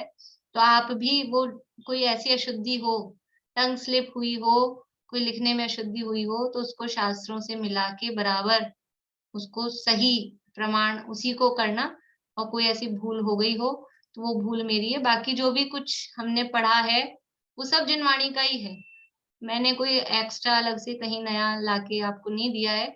जो कुछ भी टीकाओं में जिनवाणी में जो बात थी उसी को आपके साथ में शेयर किया है। और आप लोगों को पढ़ाते समय कुछ कहने में भी आता है, कुछ भी बोलने में, तो उसके लिए भी अवश्य मुझे क्षमा करें। इस प्रकार से अपना ये शास्त्र आज संपन्न हुआ है, लेकिन अभी हम रिवीजन करेंगे 1-2 दिन, है ना। और क्लासेस तो बंद हुई ही नहीं, मतलब ऐसा कोई अपनी परमानेंट बंद नहीं हुई है। रिवीजन करके ही अपन एग्जाम रखेंगे, चाहे कभी भी हो, ताकि विषय अच्छे से अपने को समझ में आ जाए। रिवीजन का प्रयोजन ये है कि विषय अपने को थोड़ा उतर जाए, वरना पढ़ के पूरा तो हो गया है, लेकिन फिर वो एग्जाम हो जाएगा, फिर दोबारा तो जब खुलेगा तब खुलेगा, तो थोड़ा सा अपने को अंदर उतर जाए, इसलिए रिवीजन करेंगे। दुष्कर जी का जब पाठ करते हैं अपन, तो उसके बाद अपने को ये बोलना चाहिए, या इसमें अपन ने, इसमें तो लिखा है कि साधु इसको माफ वो करे, मतलब उसमें कोई गलती हो, लेकिन हम जब इसका पाठ करते हैं गलतियां हमसे भी होती है, तो हमें ये चीज बोलनी चाहिए या कुछ और बोलना चाहिए? कुछ भी, ये भी यही बोल सकते हैं, उसमें बोलने में कोई दिक्कत नहीं है। इस मतलब साधु क्षमा करें, भाव वही है कि हम देवशास गुरु से क्षमा याचना करते हैं। बोलिए रेणु जी, आपका तो हो गया ना, या और? मैम आपका बहुत बहुत धन्यवाद।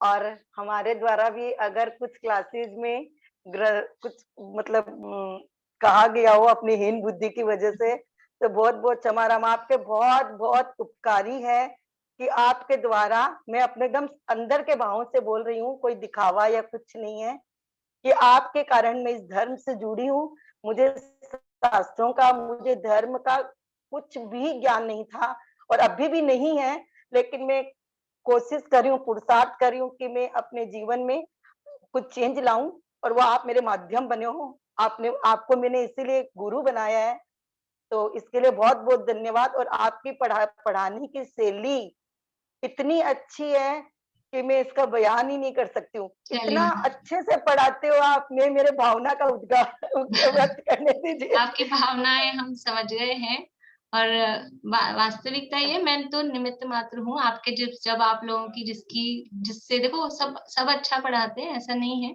लेकिन जिससे हमको समझ में आ जाए, शैली होती है अलग अलग, शैली होती है अलग अलग, और जब अपनी कालब्धि पकी हो, तो जब अपने को ये विषय रुझ जाए, आप लोग इसी तरह से लगे रहें। यदि आपको लगता है कि धर्म ये कुछ पढ़ने सुनने समझने जैसा है और इसी से हमारा कल्याण होगा, तो इसी में लगे रहें।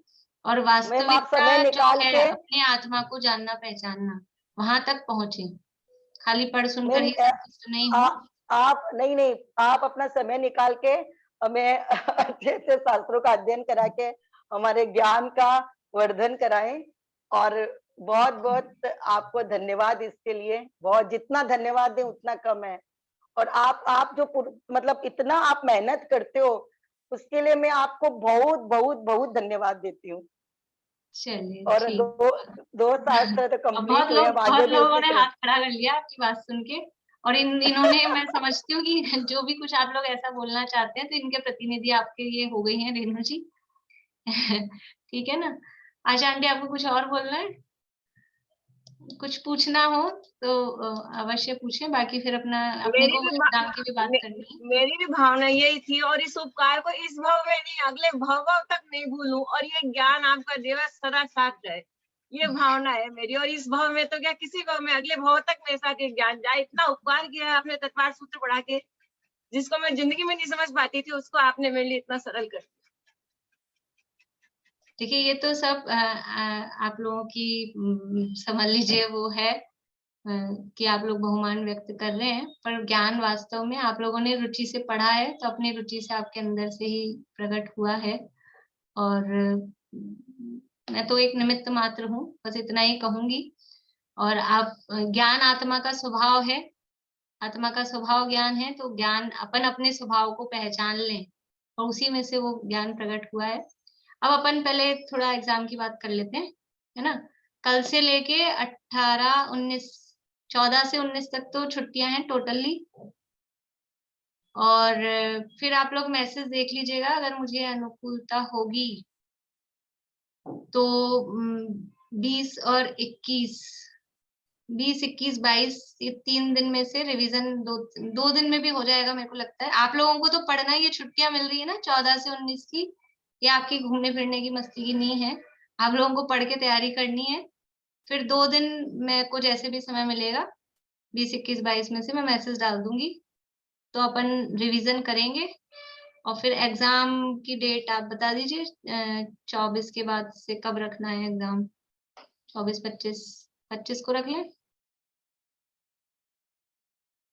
25 को रख लें एग्जाम, ठीक है? मना कर रहे हैं। अब एक आध व्यक्ति को तो ऐसा चलेगा ही, जो नहीं दे पाएंगे वो अगले दिन या पहले दिन ऐसा वो मुझे पर्सनल मैसेज कर दें। जिनको उस पर्टिकुलर डे पे कोई प्रॉब्लम हो तो वो एक दिन पहले एक दिन बाद में देना चाहते हो, तो वो लिंक पहले देने वाले के लिए मैसेज करने की जरूरत है, बाद में जो देना चाहेंगे तो लिंक चालू ही रहेगी, ठीक है? पर ज्यादातर सब लोगों को फिर उसी दिन देने का प्रयास करना है जो अपन तारीख तय करते हैं, ठीक है? क्या कह रहे हैं आप आंटी जी? भाभी 25 का तारीख तो को संडे क्या है है। भाभी? संडे की बात 25 नहीं को है, संडे है क्या? नहीं भाभी, मेरी डॉटी की बर्थडे है, संडे संडे है, नहीं कर पाऊंगी नहीं किसी भी नहीं, संडे 24 को तो दे मेरा देंगे। ध्यान, तो नहीं संडे को तो वैसे भी नहीं रखते हैं, हम संडे को 24 को दे सब देंगे। 25 का संडे है। 24 को आप 25 का एग्जाम संडे है क्या पक्का? 25 का संडे है। संडे। तो अब आप बताइए 24 रखेंगे कि 26 रखनी है? सब लोग हाथ खड़ा करें, 24 के लिए हाथ खड़ा करें, नहीं तो फिर 26 करेंगे, मंडे या सैटरडे करेंगे। 24 ठीक है, 24 को रखेंगे अपन, ठीक है? 24 को रखेंगे, फिर जो नहीं दे पाएंगे वो आगे पीछे कर लेना आप लोग, है ना? 24 को रख लेंगे, मुझे भी ज्यादा आसानी रहेगी 24 में। 24 को रख लेंगे और आप लोगों को पढ़ाई करनी है। ये ज्यादा समझ मतलब विशेष ये नवा सूत्र ही है, और सूत्रों में तो सरलता ही है, कुछ खास बात है नहीं। 1-2 दिन अपन रिवीजन कर लेंगे, आप मैसेज जरूर देख लीजिएगा, जिस दिन भी मेरे को सुविधा होगी 20, 21, 22 में से उस दिन 1-2 दिन रिवीजन रख लेंगे अपन, ठीक है? बोलिए। कल तो है ना क्लास? कल तो नहीं, रिवीजन नहीं कराएंगे? 14 तक आप बोल रहे थे ना? नहीं 14 से छुट्टियां हैं, 14 से 19 तो छुट्टी है। तो वही कल परसों नहीं कराएंगे, कल नहीं कराएंगे रिवीजन। नहीं।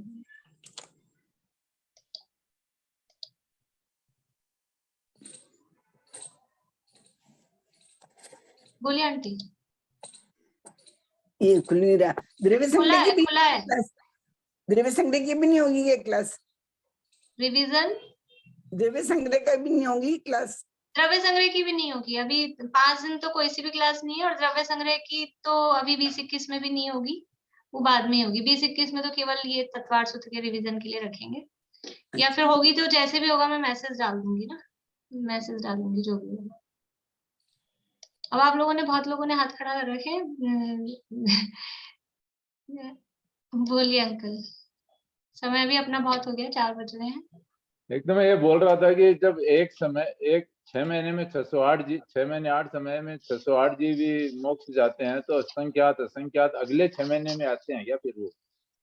नहीं, असंख्यात गुने ये तो पूरे त्रिकाल के देख के बताए हैं कि पूरे अभी भूतकाल में जो भी सिद्ध हो गए हैं, वर्तमान में हो रहे हैं, मतलब उस अभी मतलब ऐसा समझिए, त्रिकाल ना सही, अभी जो सिद्ध हैं सिद्धालय में, उन सिद्धों में यहाँ देख रहे हैं। तो एक समय में हुए जीव ज्यादा है कि 8 समय में हुए या 6 महीने में हुए, मतलब जो भी उसमें अल्प बहुत दिया है वो ज्यादा है। तो उन सब जीवों में कंपैरिजन किया है। टोटल सिद्ध कितने हैं? टोटल सिद्ध अनंत है, अनंत में भी बहुत बड़ा वाला अनंत है, बहुत अनंत है। तो उन अनंतों में देख रहे हैं कि जैसे जो 8 समय में 108 जीव मोक्ष गए, वो जीव मान लीजिए अपन उदाहरण में ले रहे हैं फिर से, वो जीव है 100, और जो उससे ज्यादा गए वो है 1,00,000। तो ये संख्यात गुणे ऐसे करके गुणाकार, तो वो सब मिला के तो टोटल जो सिद्ध है अनंत वो निकल के आएंगे, ठीक। कुछ लोगों ने अभी जैसे आपका तत्वार्थ सूत्र है जो मोक्ष अस्त्र अपना, ये कुछ लोगों ने लेट चालू किया, तो उन लोगों के बचे हुए हैं। तो मेरे भी यही इच्छा है कि हम लोगों का भी जिन्होंने पढ़ लिया उनका भी रिवीजन हो जाए, और उनको पहले से एक बार 2-3 साल में पूरा करवा दीजिए, और शास्त्र नहीं लेके इसी को दोबारा ले। ये तो दोबारा कर ही रहे हैं, पहले अध्याय से अपन करेंगे, पर उसमें मेरा विचार ये था भी 3-3 दिन का रख लें। 3 दिन दूसरा वो क्या कि रत्नगंज शावकाचार्य की वो वहां से सतपथ से क्विज निकलने वाली है, तो इसलिए कुछ लोगों का ये भी आग्रह था कि रत्नगंज शावकाचार्य भी ले लें, तो वो क्विज करने में आसानी होगी अपन क्लास में पढ़ेंगे तो मेरा ये विचार था कि 3 दिन तत्वार सूत्र और 3 दिन रत्नगंज शावकाचार्य। तो विषय तो सरल ही है, रत्नगंज शावकाचार्य में कुछ कठिनाई नहीं है, तो सबको समझ में भी आएगा। तो अब आप लोगों को ये भी मैं साथ में कह देती हूँ कि जिनको भी रत्नगंज शावकाचार्य मंगाने हो, जिनके पास है तो अच्छी बात है, और तत्वार सूत्र सबके पास है ही। रत्नगंज शावकाचार्य जिनको भी मंगवाने हो, वो मेरा ग्रुप में मेरा जो नंबर है उसमें नीचे ज्योति सेठी लिखा हुआ है, उस नंबर पे मुझे आप मैसेज कर दीजिए, एड्रेस पूरा, नाम और तरीके से पूरा एड्रेस, पोस्टल एड्रेस, और कौन सा ग्रंथ आपको मंगवाना है, कितनी संख्या में मंगवाना है, 1 2 3 जैसे भी, जो भी आप लोग साथ रहते हो तो अगर, और मोबाइल नंबर वो आप मुझे भेज देंगे, तो फिर यहाँ से वो पुस्तकें डिस्पैच होंगी, आप तक पहुंचेंगी, और फिर ये अपना अभी क्लास हो जाएगी, रिवीजन क्लास। उसके बाद में फिर क्लास लगेगी 2 जनवरी को। अभी बीच में तो 1-2 दिन अपन लेंगे ही रिवीजन, उसके बाद में 2 जनवरी को फिर लगेगी। बोलिए दीपिका जी, आप क्या कह रहे हैं? ये कह रही थी, जो रत्नगंज शावकाचार्य जी अपने टोटल से निकला, वो जो मोटी वाली जो बुक है वही है या कोई पतली बुकलेट भी है? नहीं, मोटी जो सदाशिव दास जी वाली टीका है, वही चलेगी। वही। हाँ जी रेनू जी। बहुत देरी बाद नंबर आया। मैम सुनिए, मैं ना अभी एग्जाम ही नहीं दे पाऊंगी, मेरी 18 तारीख तक मेरे भी पोती का बर्थडे, अभी बड़ा ये बातें बाद में करेंगे, ठीक है ना? ये पर्सनल बातें होती है ना, ये पर्सनल बातें, अभी टाइम भी बहुत हो रहा है। आप लोगों को वास्तव में कोई जो समस्या हो वो बोलिए, रुकिए, वो आप मैंने कह दिया ना, आप नहीं दे पाएंगे तो बाद के लिए आपकी मनाही नहीं। मैं आपके उपकार की बात नहीं कह के आपको दूसरी बात पूछ रही हूँ। विकास छाबड़ा जी के पास मैंने फॉर्म भरा था, उन्होंने कहा कि हम आपकी खाने की सुविधा कर सकते हैं, आपकी रहने की सुविधा नहीं कर सकते। तो मैं आज तक वहां पर कभी नहीं गई शिविर में, तो आप क्या कहते हैं मेरे को एक जगह मिलेगी? उन्होंने मैसेज डाला आपको रहने की सुविधा नहीं मिलेगी। मुझे तो मैं भी वहीं रहती हूँ जहाँ पे वो करते हैं, तो मुझे ऐसे आइडिया नहीं है कि और वहाँ कहाँ कोई व्यवस्था है क्या। अच्छा, नहीं गए तो है हम वहां पर इंदौर में 2 बार, लेकिन कहीं दूर दूर मिला तो हमें पता नहीं कहाँ मिलेगा, क्या मिलेगा। हाँ, वो मुझे भी ऐसा आइडिया नहीं है, मैं तो बस वहीं जाती हूँ जहाँ वो रहते हैं ना, हम वहीं रहते हैं। चलो ठीक है, फिर मैं, उनकी सिस्टर मेरे पास में रहती है, तृप्ति हमारे पास में, उससे सलाह होती है। हाँ। ठीक है। और आपके उपकार की बात के लिए तो बहुत बहुत, मेरे को तो सारा ही आपसे मिलता है सब कुछ, उसके लिए क्या कहूँ, क्योंकि सारे तो अनुयोग की बता देती हैं, सारे वही अर्थ बता देती है, बस। बोलिए चित्रा आंटी। हम लोग को कहाँ से मिलेगी क्या चीज? रत्नगंज आप शावकाचार्य? लोग स्मारक से ले सकते हैं, स्मारक में मिलती है। अच्छा, वहां से ले लें हम? स्मारक से ले। ठीक है, और आपको बहुत बहुत धन्यवाद। हम तो इतने बड़े आपसे की शर्म आती है हमें तो कि आप सीख रहे हैं। बोले निशा जी। मैम, मैं तो आपकी बहुत बहुत आभारी हूँ कि मैंने 9वां अध्याय शुरू हो चुका था, उसके बाद ज्वाइन किया। पहले तत्वार सूत्र कभी भी नहीं पढ़ा, और उसके बाद मुझे बहुत अच्छा लगा आपका संघ साहित्य मैनू, कि पहले मैंने क्यों नहीं ज्वाइन किया आपको, मुझे इसी चीज का अफसोस होता है। चलिए, जब जागे तभी सवेरा है, और धर्म से जुड़े रहे, इसमें व्यक्ति का आग्रह ना हो, बस हमको ये इस धर्म, सच्चा धर्म क्या है, सच्चा धर्म समझ के उससे जुड़े रहे।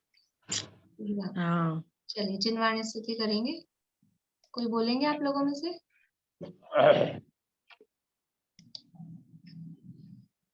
जिनने नहीं बोली हो अभी तक। अंकल आपने बोली थी? रेनू जी आपने तो बोली थी ना? नहीं बोली? बोलिए।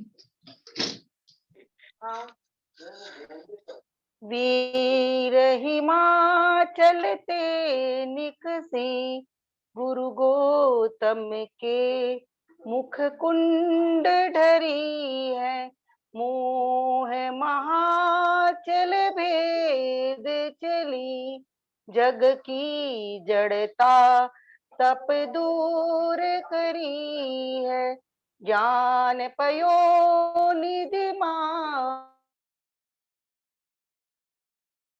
ज्ञान पयोनिधि माहिरली बहुभंग तरंग निसो उछरी है ताशुचारद गनदी प्रति मैं अंजुलि करसी सिदरी है ताशुचि शारद गंग नदी प्रति मैं अंजुलि करसी सिदरी है। नमो काली।